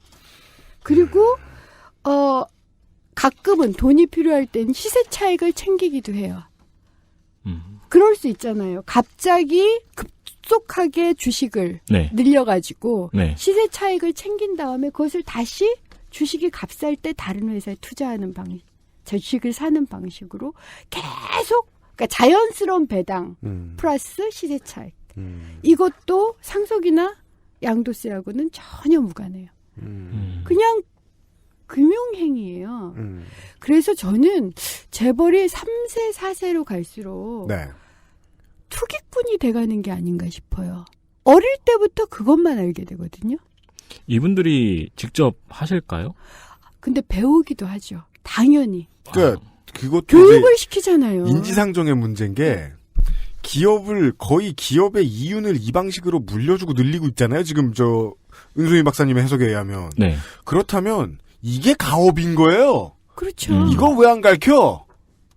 핸드폰 만드는 방법 가르쳐 주겠습니까? 그러니까 쉽게 돈 버는 방법을 가르쳐 주는 거예요. 그러니까 국민들이 그걸 느끼고 있어요. 물론 전 그건 공감할 수 없어요. 이거 되게 어려워요. 이거만 파야 돼요. 그래서 마음에 안 들어요. 이거만 파야 되니까. 문제는 그러니까 투자를 뭘 가지고 하냐면 금융 기법 가지고 투자를 하는. 네. 그 금융의 선수들이 되는 거예요. 그러니까 점점 더 3세, 4세로 올수록 그런 것에 명민해지는 것 같아요.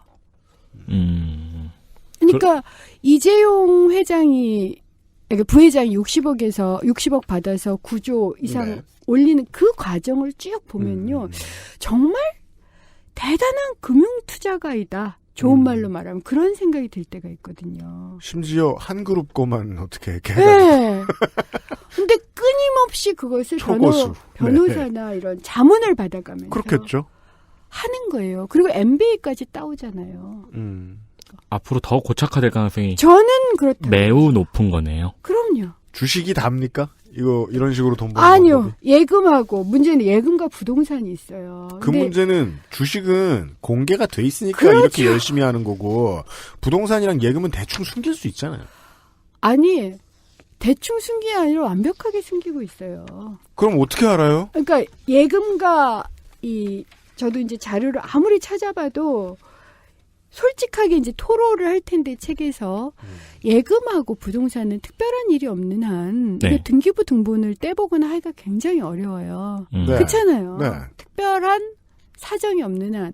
그래가지고 국회의원 때도 받을 수 있는 자료라는 것은 예를 들어서 이런 거죠. 제가 지금 이제 가지고 나온 것도 그러니까 대체적으로 변재 의원실이 예를 들어서 최근 5년간 부동산 실거래 현황 이렇게 보면 최근 5년간 18세 미만 미성년자 3,717명이 부동산을 취득했고 네. 예, 총 금액만 1조 4,254억 원이고 그다음에 평균 부동산 가격은 3억 8,349만 원이에요.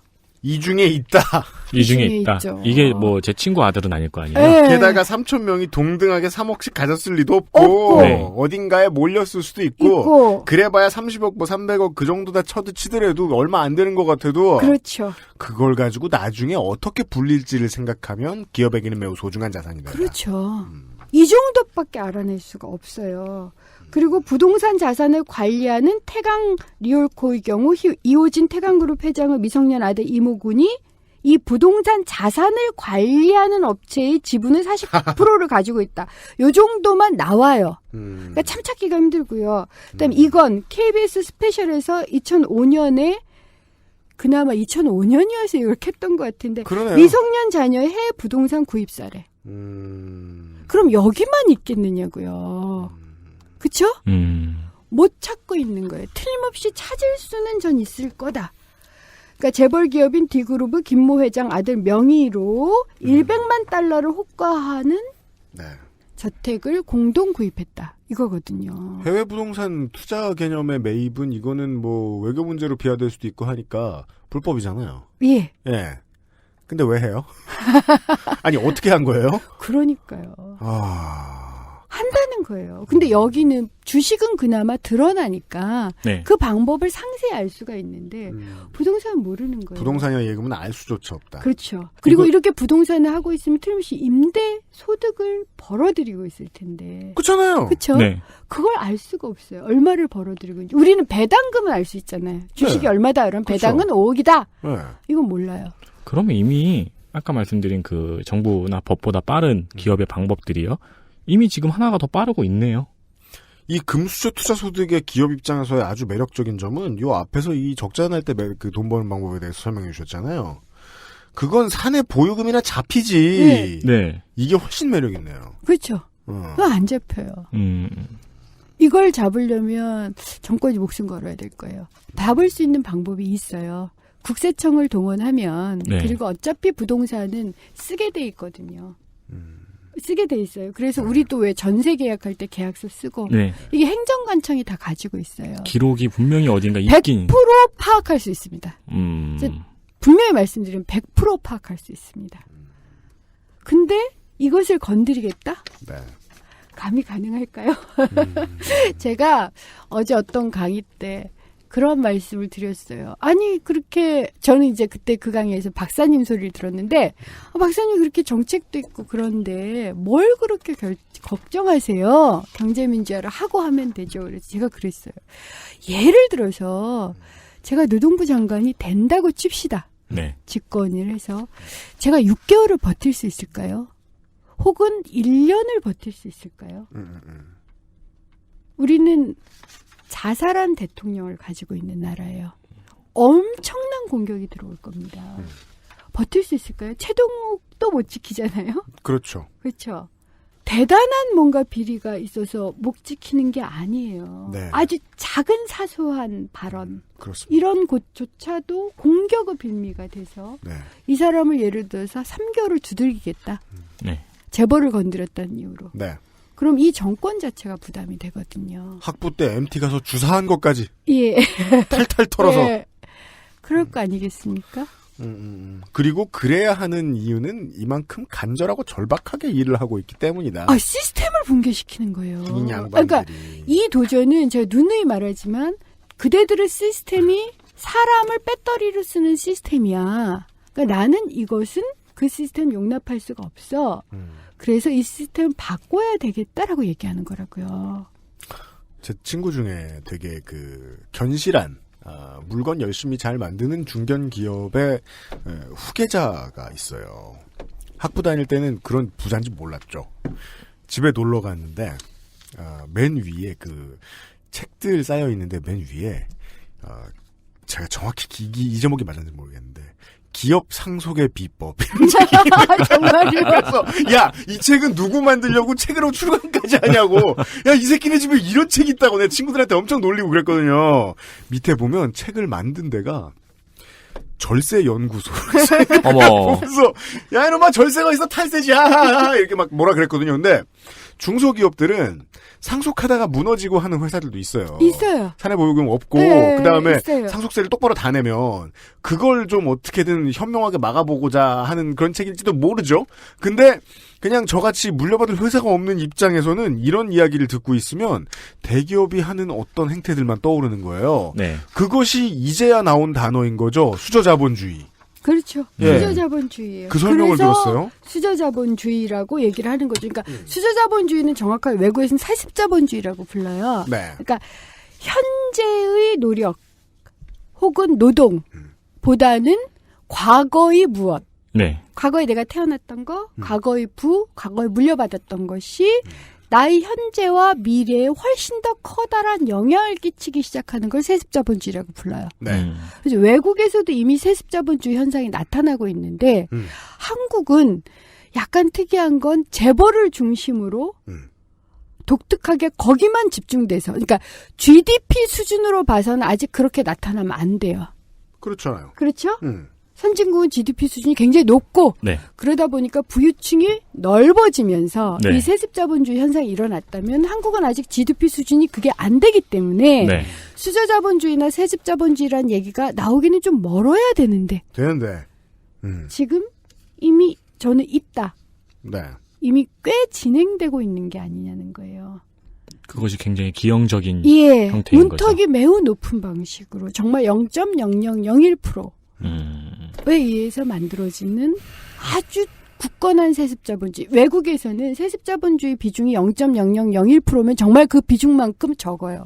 네. 영향력이. 한국은 아니에요. 세습자본주의가 0.0001%의 징후라 하더라도 그것이 가지는 영향력은 경제 정체예요. 그러니까 외국의 기업들을 보면 그 3세가 실제로 가진 지분이 꽤 많다고 하더라도 이사회나 주주총회에서 우습게 보잖아요. 그렇죠. 네. 그렇지 않아요. 그러니까 우리나라가 세습 비율이 87% 정도 되고요. 예. 외국은 보통 10%에서 15%, 많아야 30%예요. 한국 굉장히 외회적인 나라입니다. 근데 뭐 무슨 저 포브스 같은 데 보면은 뭐 전통적으로 이 회사는 뭐 그 가문이 경영에 참여한 것을 매우 싫어했다. 네. 뭐 이런 얘기 나오면서 네. 그러다 어쩌다가 일 잘하는 뭐 손주나 이런 사람 있으면은 짤막하게 소개해주고 그런 정도? 그 영화 같은데 보면 그래가지고 막 진짜로 열정적으로 회사 일을 하고 싶은 재벌 3세가 임원들한테 핍박을 받다가 나중에 인정을 그거 한국 드라마 스타일이잖아요. 네. 안 그래요? 한국은 그렇잖아요. 어릴 때 미성년자 때도 이미 받고 성년이 돼서도 또 온갖 방법을 통해서 받는. 그렇잖아요. 그리고 우리가 지금 추적하지 못하는 부동산과 예금도 있다. 예금도 커요. 그러니까 저도 이 자료는 박광원 의원이 했었던 건데 네. 2011년에서 2014년 기준 14개 시중은행의 미성년자 계좌를 분석을 해보니까 4년간 미성년자가 증여받은 계좌 예금액이 7조 원이에요. 4년간 7조요? 예. 그러니까 근로소득이 없는 만 19세 미만의 증여 계좌는 37만 9,318개라고 해요. 37만 개. 37만 개인데 그게 몇 명인지 알 수가 없어요. 3천 그렇죠. 명인지. 그렇죠. 우리 엄마 한 사람이 통장을 몇 개를 갖고 있는데. 그렇죠. 네. 그러니까 이 예금으로도 지금 어디선가 돌고 있고 이 예금이 예를 들어서 해외에 있다라고 생각해 보세요. 네. 그러면 우리는 알 수가 없는 거예요.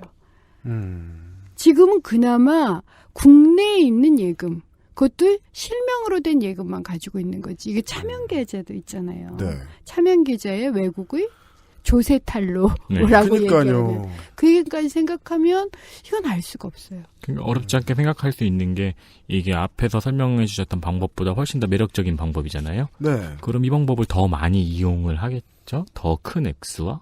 그러니까 말입니다. 네. 네. 이게 그냥 저는 이제 수저 계급론이라는 말이 없어졌으면 좋겠어요.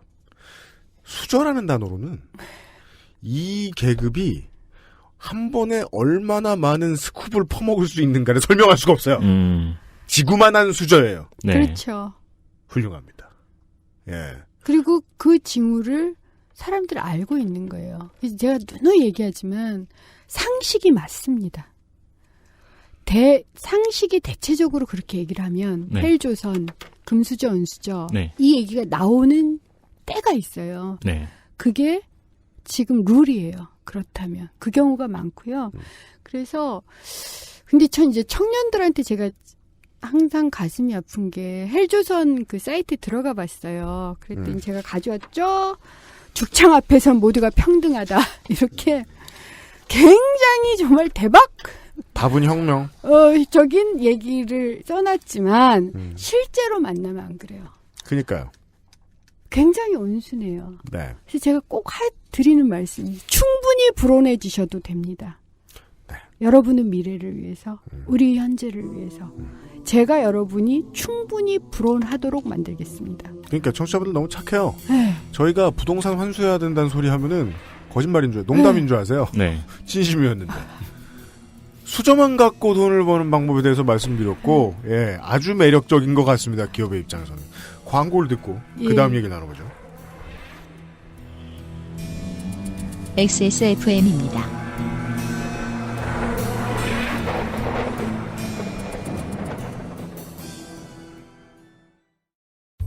계단 오르기가 불편하신가요? 그렇다면 관절 건강을 의심해보세요. 식약처로부터 관절 및 연골 건강 개선에 도움을 줄 수 있다는 기능성을 인정받은 무릎핀을 섭취하세요. 삶의 질이 달라집니다. 엑세스몰에서 만나요. 주름과 질감이 살아있지만 변형되지 않고 두꺼운 가죽 제품. 선명한 색상에 일반 명품을 웃도는 퀄리티의 가죽 제품. 황야의 1위 데볼프 제뉴인 레더. 지금까지 그래왔듯 당신의 자부심이 되어드리겠습니다. Devolf Genuine Leather. 낭만의 도시 프라하에서 온 특별한 화장품 목욕용품 퓨어체크. 맥주 홉 추출물과 식물성 자연 성분이 피부를 편안하고 깨끗하게, 머릿결은 윤기 있고 부드럽게. 아름다운 디자인과 기분 좋은 향기로 나만의 포근한 웰라이프를 연출해보세요. 마뉴팍투라의 수출용 제품을 합리적인 가격으로 국내에서도 만날 수 있습니다.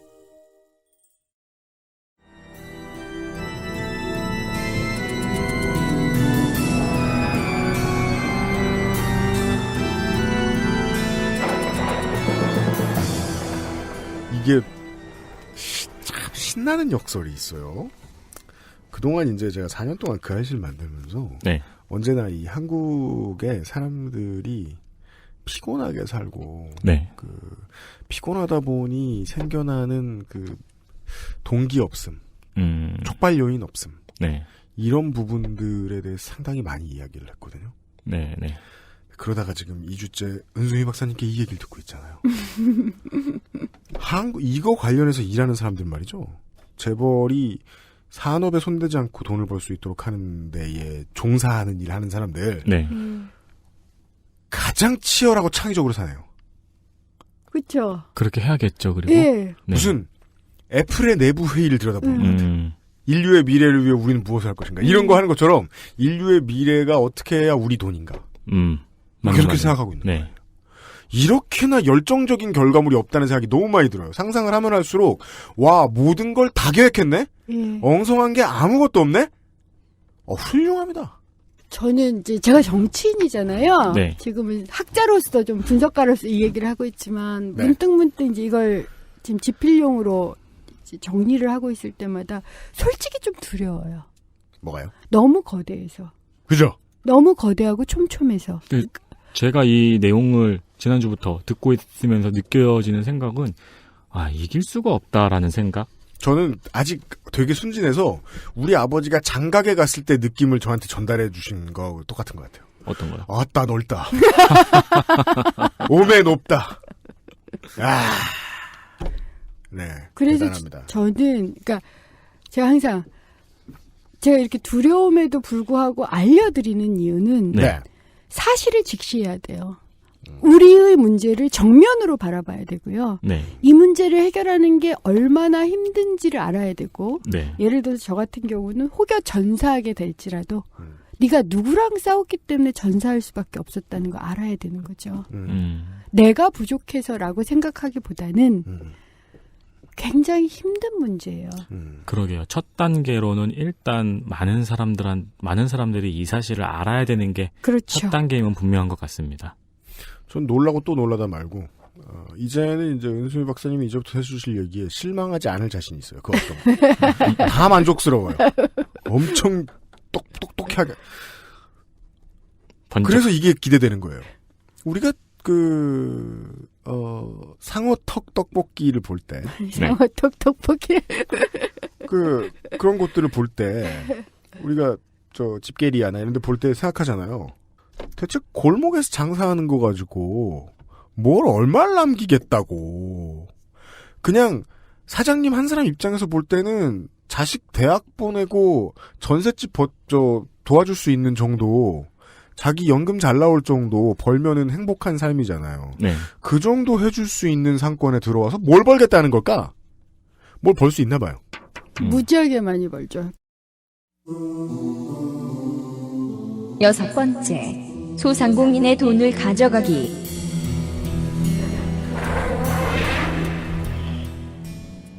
골목 상권으로 돈 벌기를 제가 산재로 돈 벌기, 그러니까 사람 목숨으로 돈 벌기 다음으로 싫어하는 게 골목 상권으로 네. 돈 벌기예요. 네. 왜냐하면 이거 하이에나 같아요.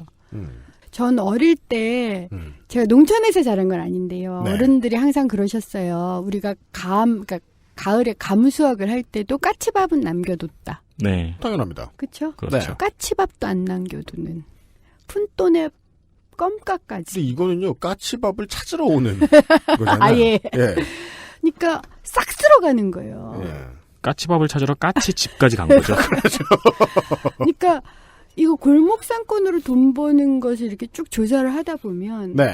그러니까 이렇게 초토화되는 어떤 먼 미래, 네. 혹은 지금 현재 이미 시작되고 있는 디스토피아를 보고 있는 것 같아요. 최초에는 이런 표로 시작됩니다. 예. 자영업 비중의 국가 간 비교. 예, OECD 예. 팩트북이 자료입니다. 예.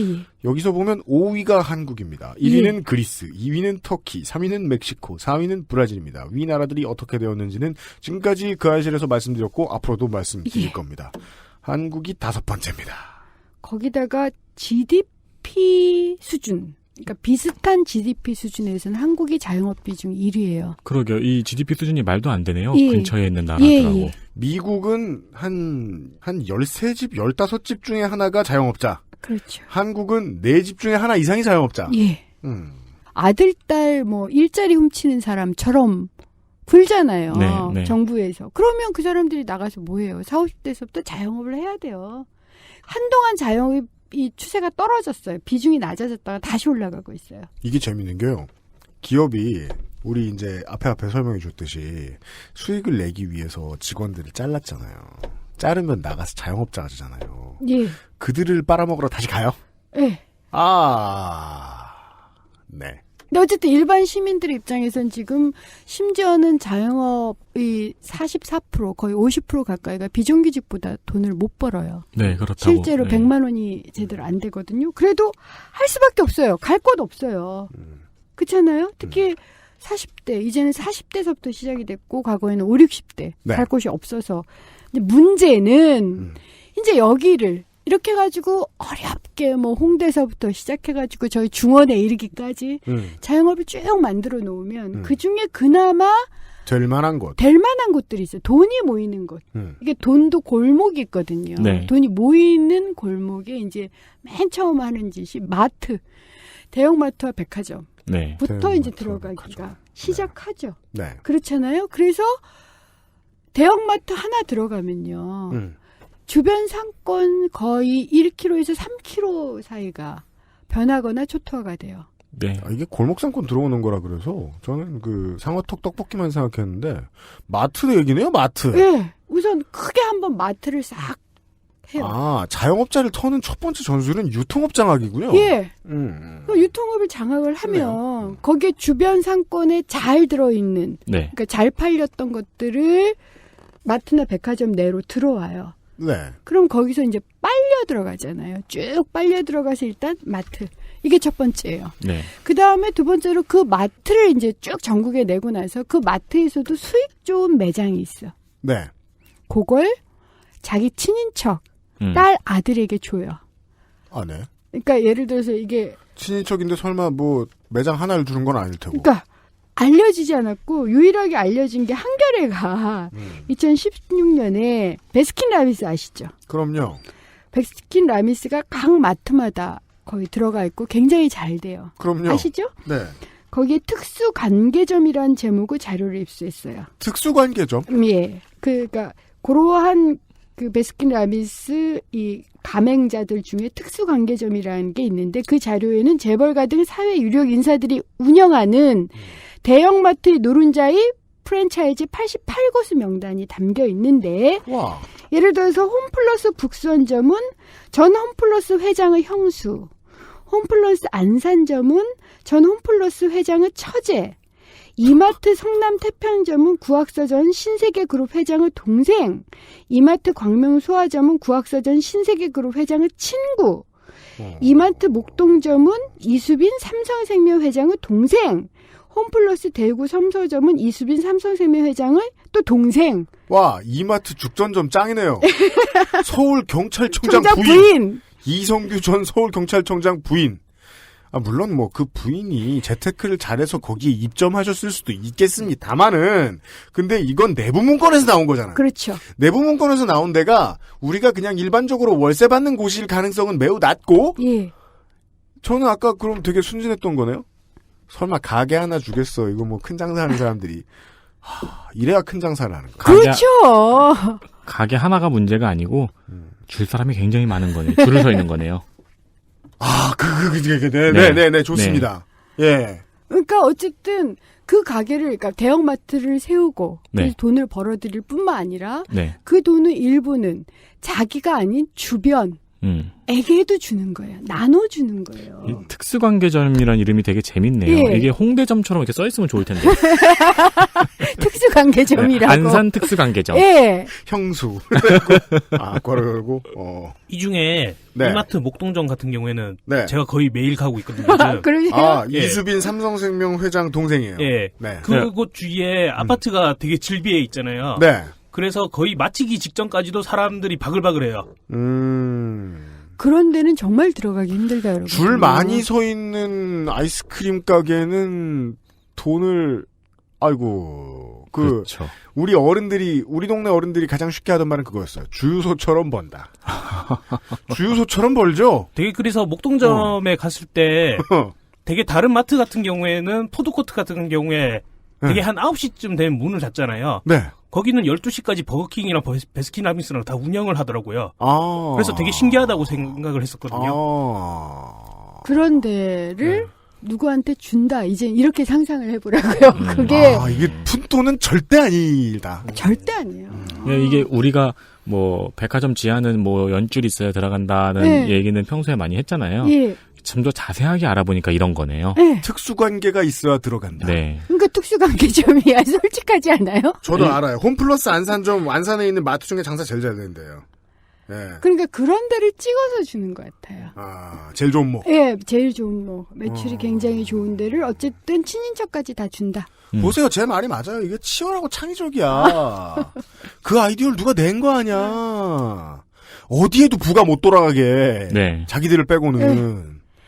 그 다음에 이제 또 요런 비슷한 아이디어를 내는 게 하도 대형마트 문제가 있다라고 하니까 골목 상권하고 상생하겠다 그래서 골목 상권에서 굉장히 장사가 잘 되는 네.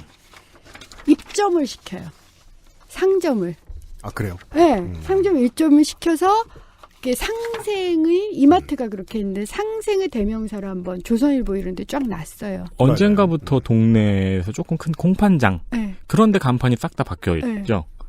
그건 그 다음에 얘기를 할 거고 지금 네. 아예 마트 내 마트 대형 내로 마트 받는다. 내로 받아버려요. 그 전통시장에 있는 조그만 가게들 중에 되게 잘 되는데. 잘 되는데.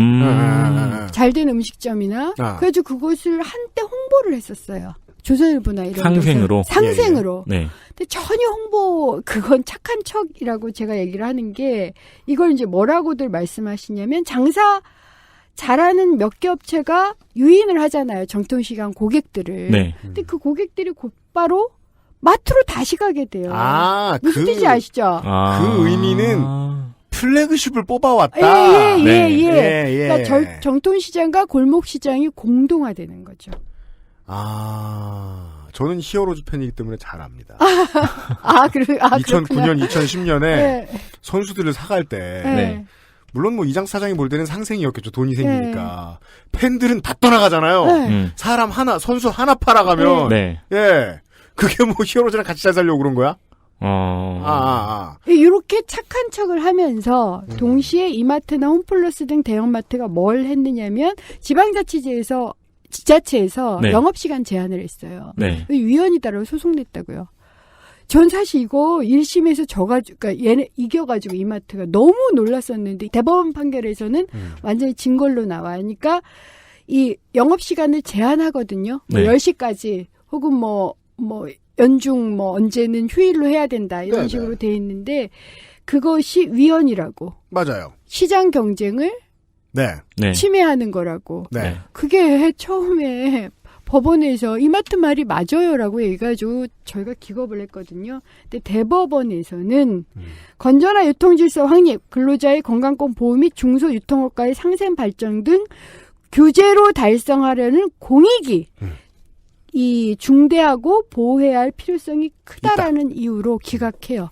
네. 다행스럽게도. 다행스럽게도. 하지만 착한 척도 하면서 항상 이런 짓도 한다는 저 거. 그거 기억해요. 그래서 처음에 1심 이기고 난 다음에 경제지를 통해서 혹은 플래카드 같은 걸 통해서 일요일에도 만나요라고 무지하게 맞아. 밀어넣다가 2심 나오고부터 닥쳤어요. 네. 못 만나요.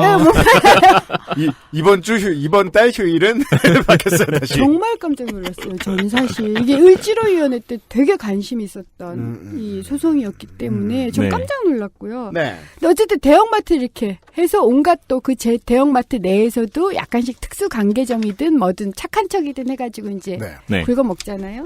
이걸로만은 안 되잖아. 두 번째 수익 모델이 아까 윤세민 씨가 말씀하신 기업형 슈퍼 SSM이에요. 이마트 에브리데이. 예, 다 아시네요. 홈플러스 익스프레스. 네. 이게 지금 원래 10년 전에 200여 개에 불과하던 SSM이 2012년에 1145개로 급증을 했어요. 신도시는 그거부터 생겨요. 그렇죠. 우리가 지방에 오래된 도시 가보면 지방의 형님들이 가지고 있는 SSM하고 그 지방 도시에서만 볼 수 있는 편의점 브랜드들을 만날 수 있어요. 근데 새로 생긴 도시가죠? 네. 이마트 에브리데이부터 생겨요. 네, 그렇죠. 네. 아니, 거기다가 더 흥미로운 거, 원래 SS면 규제를 해요. 네. 이것도 이제 대형마트처럼 규제를 하는데, 이 규제를 피하는 방법이 뭐냐면, 직영일 거라고 예상하고 법이 그렇게 돼 있어요. 네. 가맹점의 형태로 만드는 거예요. 법은 진짜 둔하네요. 근데 거기 써 있더라고요. 그 간판이 예, 한참 예. 바뀌던 때에 간판만 바뀐 거라고 써 있더라고요. 그래서 간판만 바꿀 리가 없잖아. 간판을 왜 빌었어? 그러니까요. 그래서 이 가맹점 형태 같은 경우는 대기업 상품 공급적 간판 걸 수 있고요. 물류 이용할 수 있고 결제 시스템 판촉 행사 등 교육까지 다 받아요. 그런데 규제는 피할 수 있어요. 차이가 없어요. 규제를 피할 수 있다는 거 말고는. 예. 그래서 이게 늘어난 거죠.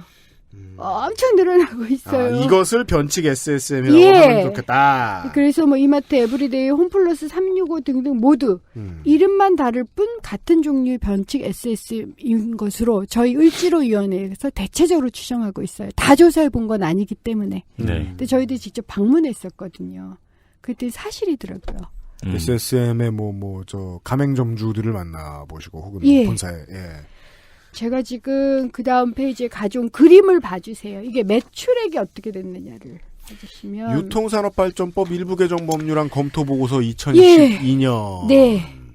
자, 어느 의원실인지 모르겠지만 맞는 자료라고 보겠습니다. 예. 대형마트는. 이건 의원실이 아니라 국회 입법 그 처에서 검토 보고서를 가지고. 이건 뭐 퍼센티지겠죠? 46조예요. 그러니까 1999년에 전통시장은 조예요. 매출액이 Y축에 다니는. 46조 2천억이에요. 예. 예, 보시면 전통시장은 99년에 46.2조이던 것이 2010년이 되면 24조가 되고 대형마트는 7조 6천억 원이던 것이 99년에 2010년이 되면 33조 7천억으로 늘어납니다. 예, 다 늘어나죠. 백화점도 늘어나고 SSM도 거의 2배로 늘어나죠. 그러네요. 이걸 보시면 돼요. 2배에서 4배 사이로 늘어요. 네. 대신 전통시장은 절반이 떨어져요. 이 매출이면 베스킨라빈스 한 곳이 그냥 티끌이 아니죠. 네. 그리고 김상전 지점 말한 대로 왜 12시까지 하는지 알았어요. 거기도 돈 버는데 전 마트 가서 아이스크림만 사 먹는 손님은 별로 못 봤습니다. 그렇죠. 유통은 요렇게 장악하는 거군요. 요렇게 장악해요. 근데 이것만이 아니라는 거예요. 제가 참 제발은 놀랍다. 그런데도 제가 처음 말씀한 이제 먹는 건 먹는 거. 아니니까 마트나 SSM이나 이런 걸로 다 장악을 했어요. 네. 그래도 상권은 남잖아요. 홍대 가도 자영업 남아있고. 맞아요. 거기에 이제 직접 진출하는 거죠. 떡볶이? 그러니까. 거긴 아니겠지만. 거긴 아니죠. 네. 제가 가져왔잖아요. 정용진 신세계 부회장 예. 뒤로 보세요. 스타벅스, 보노보노, 데블스도, 이사벨 더 부처, 올반, 와인앤모, 짠이로케, 액톡스 너무 많죠. 제가 가만히 있어봐. 이 중에 아는 거 한번 찍어보세요. 신동빈 회장의 크리스피 크림 이건 당연히 많이 가고 홍원신 남양유업 회장 일치프리아니 이거 데이트 코스죠. 예. 폴바셋 폴바셋? 왜 폴바셋? 폴바셋은 폴바셋 거가 아니었어요? 크리스탈 제이드. 가신 데 있을 거예요. 애슐리. 그쵸. 후원, 로운 샤브샤브. 닥터 로빈. 비어드 파파, 하코야, 메종들라 많죠. 카테고리. 사보텐. 베니건스, 차이 797. 이게 다? 2세 혹은 3세일 거예요? 하는 거예요. 이분들께서 이제 서민업종에 진출하신다는 건데요. 제가 이 롯데백화점에 갔다가 소공점에 가면 지하에 이제 아티제 빵집이 있을 거 아닙니까? 네. 가면서 내가 삼성내 빵을 한번 사는구만 이러면서 이런 경험도 해봐야지 이렇게 생각했는데 알고 보면 맨날 사고 있던 거예요. 그렇죠. 크리스피 크림이라니. 네. 제가 수원에 새로 오픈한 롯데몰에 갔었거든요. 근데 이제 제가 홍대에 살잖아요. 근데 수원에 가가지고 롯데몰에 이제 처음 오픈했을 때 가가지고 데이트를 하려고 하고 둘러보니까 홍대에 있는 식당들 간판이 다 붙어 있는 거예요. 그래서 이게 뭐지? 하고 둘러보니까 거기가 홍대 스트릿이더라고요. 그렇죠. 홍대 스트릿. 롯데몰 안에 홍대 스트릿이 있어요. 그래서 거기서 먹었어요. 우리 집 앞에 있는 가게인데. 그러니까 그렇게 하고 있어요. 그래서 경영수업 차원에서 해외에서 MBA까지 따온 제게 자녀들께서 네. 유학 때 맛있게 먹었던 기억을 가지고 들어와서 맞아요. 강남, 서초, 이태원, 홍대, 가로수길 등 이른바 핫플레이스 네. 나 고급 백화점도 최고 상권에 우선 독립적인 식당을 내거나 프랜차이즈 업체를 창업을 한 거죠. 그래서 얼마 전에 트윗을 봤는데요. 네. 홍대 메인스트림에 점점 프랜차이즈가 들어가다 보니까 네. 홍대 특유의 분위기를 좋아하던 사람들은 점점 외곽으로 빠지잖아요. 그렇죠. 현재는 발전소까지 홍대의 영역이 확장됐어요. 맞아요. 네. 그래서 이 추세대로라면은 12만 년 정도가 지나면 지구가 홍대가 된대요. 그러니까 IS보다 빠르고요. 네. 예, 곧 독립할 것 같아요. 네. 이렇게 홍대가 점점 확장되고 있어요, 지금. 네. 골목상권을 대형마트나 SSM이나 이런 걸로도 공략을 하지만 네. 또 남아있는 상권 네. 그 자체에도 자기네들이 독립적인 뭔가를 세워서 그걸 네. 프랜차이즈 형태로 돌리기도 하고 아니면 굉장히 고급형 뭔가 좀 쿨하고 패션 감각이 있는 어떠한 것으로 들어와서 한다는 거죠. 그렇죠. 그러니까 이게 얼마나 쉬워요? 생각을 해보세요. 맛있게 먹었던 집이야. 거기다 나 돈 있어. 어릴 때부터 받은 돈 있어.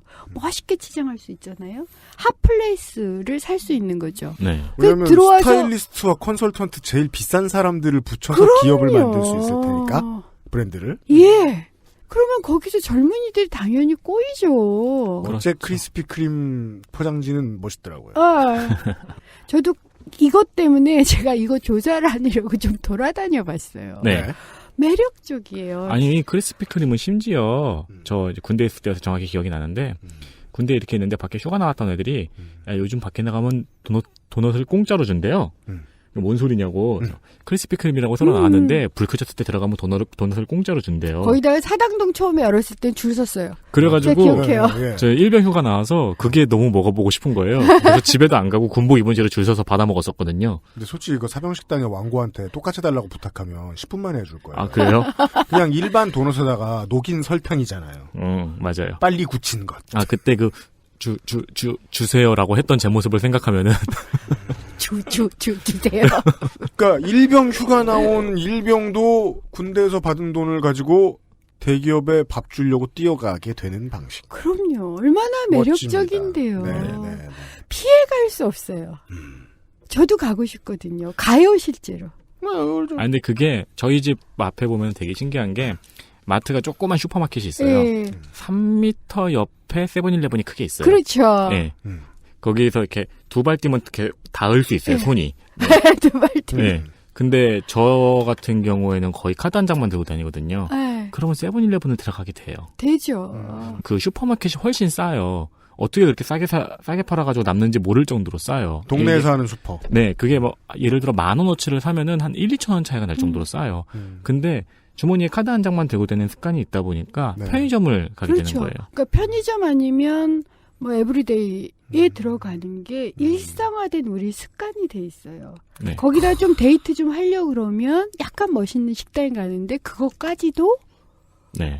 재벌 것이더라. 참 멋진 게 이번 주말에 내가 10만 원을 썼어요. 네. 그러면 만약에 마트도 갔다 치고요. 거기서 밥도 먹었고 그리고 그 정도는 했다 칩시다.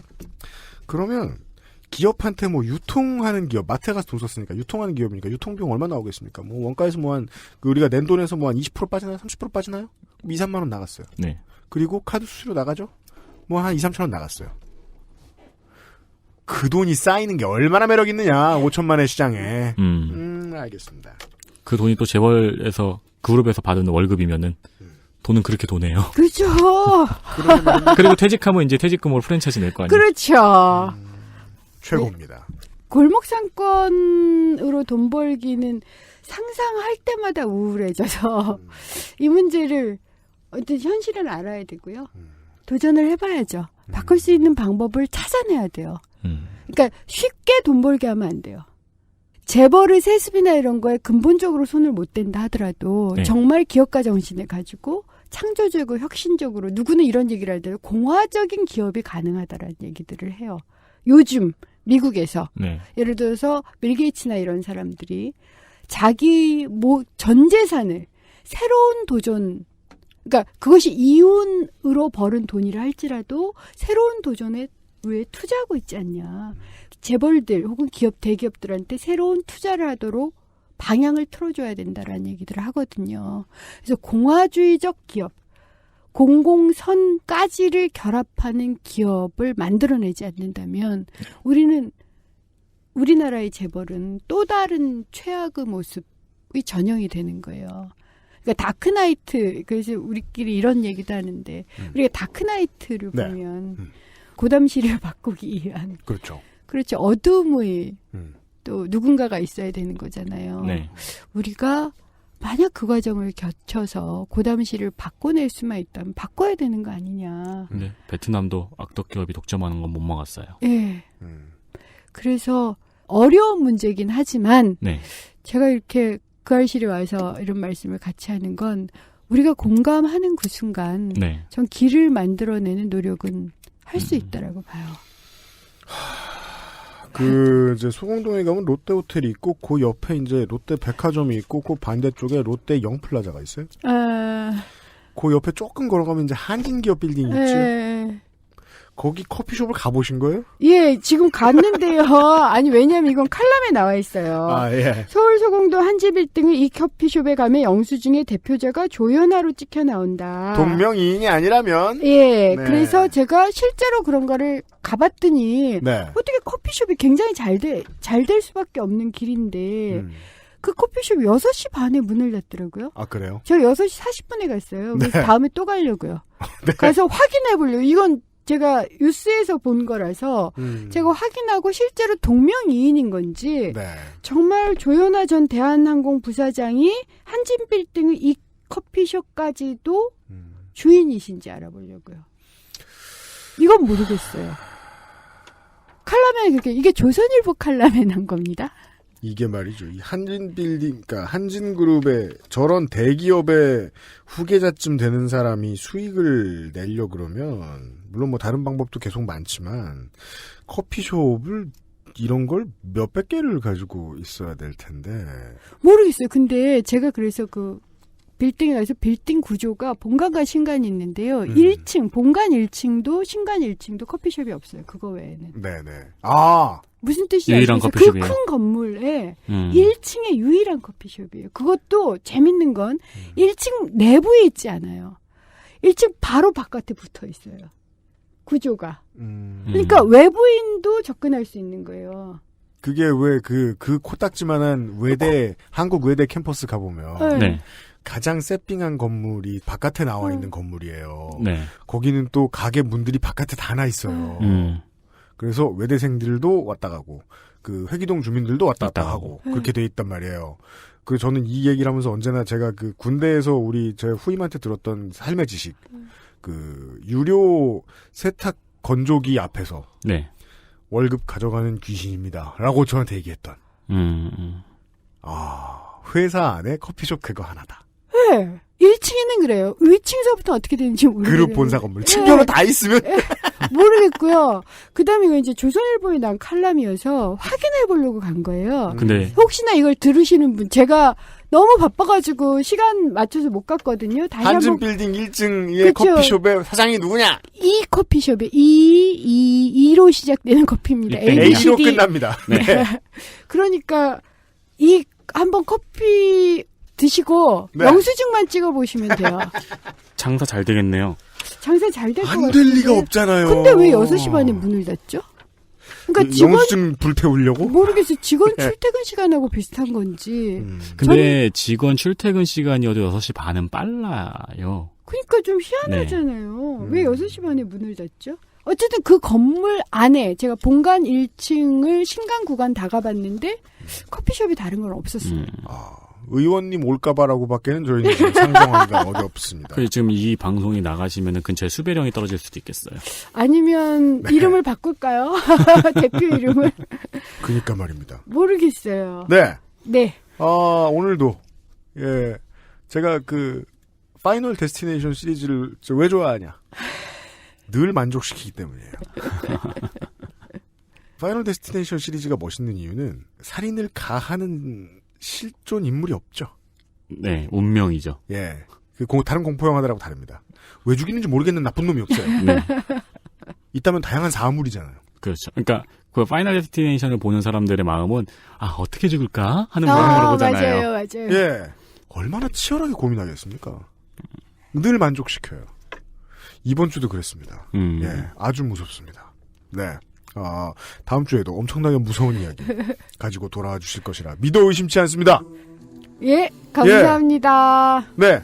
성남에 사시는 사회학자 은수미 차용인이었습니다. 안녕히 가십시오. 아까 박사님이라고 부르시더니.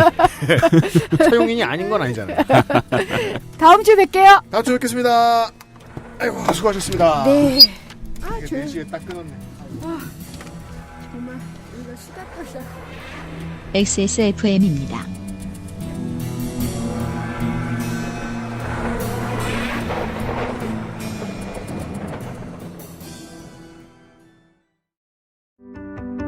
가죽장인 황야의 1위의 꼼꼼함. 끝까지 책임지는 서비스는 그대로.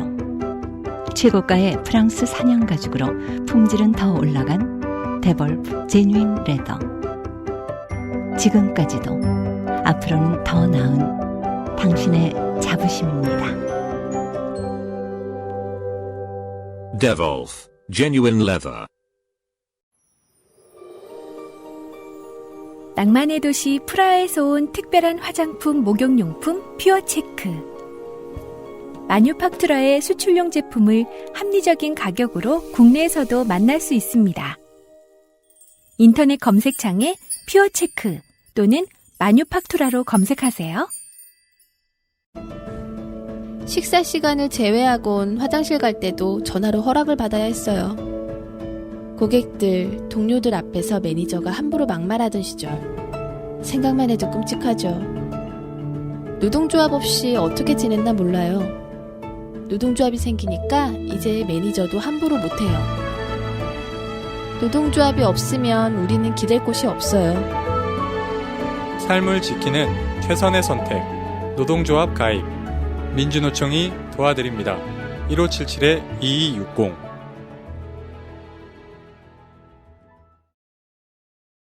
이거 이제 은수미 박사님이 남겨주신 자료들 중에 이런 얘기 살짝 대충 훑다 말았는데 자세히 한번 보죠. 아까 이야기하신 그 이제 핫플레이스들에 있는 혹은 고급 백화점에 있는 프랜차이즈 업체 혹은 독립된 고급 레스토랑들 중에 유명한 곳들. 임세령 대상그룹 상무의 메종드라 카테고리, 최동석 애경그룹 부회장의 라멘집 이푸도, 신동원 농신그룹 부회장의 일본식 카레 식당 코코 이찌방야, 정용진 신세계 부회장의 수제맥주 전문점 데블스도어, 최민경 귀뚜라미 그룹 딸의 닥터로빈. 닥터로빈 알아? 여기서 밥 몇 번 먹어봤어요. 맛있어요. 어디 백화점에서 먹었던 것 같아요. 경인전자 김효조 회장의 장남인 김성환 씨가 하는 스무디킹, 김정환 메일유업 회장의 더키친 살바토레 쿠오모. 압구정에 있죠. 그렇습니까? 네. 여기저기 많을 텐데. 하긴 뭐 압구정에만 있을 수도 있고 거기서도 장사 잘 될 수도 있고. 이게 그냥 하나만 운영하는 레스토랑일 거예요. 아, 그래요? 예. 그래서 이게 피자집인데 네. 정통 화덕을 크게 또 만들어 놓고요. 네. 또 밀가루 자체를 이태리에서 수입해서 사용하는 걸로 알고 있어요. 아, 그래요? 네. 땡요 미식회도 나왔습니다. 여기. 제가 땡요 미식회가 기분 나쁜 이유가 그거예요. 아니, 나 그 얘기 안 할래. 그 프로그램 싫어한단 말 그만해야겠어. 자, 안 할래. 논리적이지 않아요. 남양유업 홍원식 회장의 일치프리아니, 홍명식 남양유업 사장의 초밥 전문점 사카나야. 이것도 압구정의 큰 건물에 하나 위치하고 있죠. 아, 그래요? 네, 롯데호에 바로 있습니다. 제가 먹어본 거는 코코이찌방야밖에 없네요. 코코이찌방야도 압구정 롯데호에 있습니다. 이건 여기저기에도 있어요. 예. 백화점에도 있고. 네. 이푸도는 가로수길에 있고요. 아, 그래요? 네. 이제는 이제 지난주에는 정확하게 감이 안 오다가 네. 이번 주쯤 얘기 들으니까 은수미 박사님 왜 이렇게 화가 났나? 왜 이렇게 그 재선을 못해서 안달인가? 알아냈어요. 진짜 이건 우리 모두잖아요. 우리 모두. 네. 윤세민 일병까지도요. 그렇죠. 네. 뛰어가서 돈 쓴 곳은 뭘 먹은 거기도 하지만 대기업에게 자본을 갖다 주는 것이기도 하다. 네. 앞으로 투기할 때 쓰라고. 누구한테 돈을 줬는지는 좀 알았으면 좋겠네요. 이걸 보니까. 이 돈이 어느 그룹에 내가 돈을 주고 사 먹었는지는 네. 쉽게 좀 알았으면 좋겠다는 생각이 드네요. 그리하여 청취자 여러분 서울에 오시면 시내에 오시면 소공동의 한진그룹 1층에 가셔서 E로 시작하고 A로 끝나는 커피숍에 뭐죠? 영수증을 받으신 다음에 네. 사장이 누구냐? 네, 그 동명이인일 수도 있잖아요. 그죠? 네, 그것과 연관없이 그 영수증을 소장하고 싶네요. 그렇습니다. 네, 소장 가치가 있을 것 같아요. 네, 저는 이제 PD로서는 만족스럽습니다. 자본의 논리에 충실한다. 그럼 우리는 재밌는 프로그램 만들어서 PD로서는 아주 만족스럽습니다. 자본의 논리에 충실한 프로그램. 네. 오늘은 이렇게 새끈한, 이렇게 시급한, 네, 이렇게 무서운 얘기가 어디 또 있나? 다음 주에도 있을 거고요. 네. 더 기상천외한 무서운 얘기로 다음 주 목요일에 은수미 의원과 함께 찾아올 거고, 예. 내일 이 시간에도 다른 이야기가 준비되어 있습니다. 주말에 다시 만나 뵙겠습니다. UMC 책임 프로듀서와 윤세민 기자와 김상조 엔지니어였습니다. 안녕히 계십시오. 안녕히 계십시오. XSFM입니다.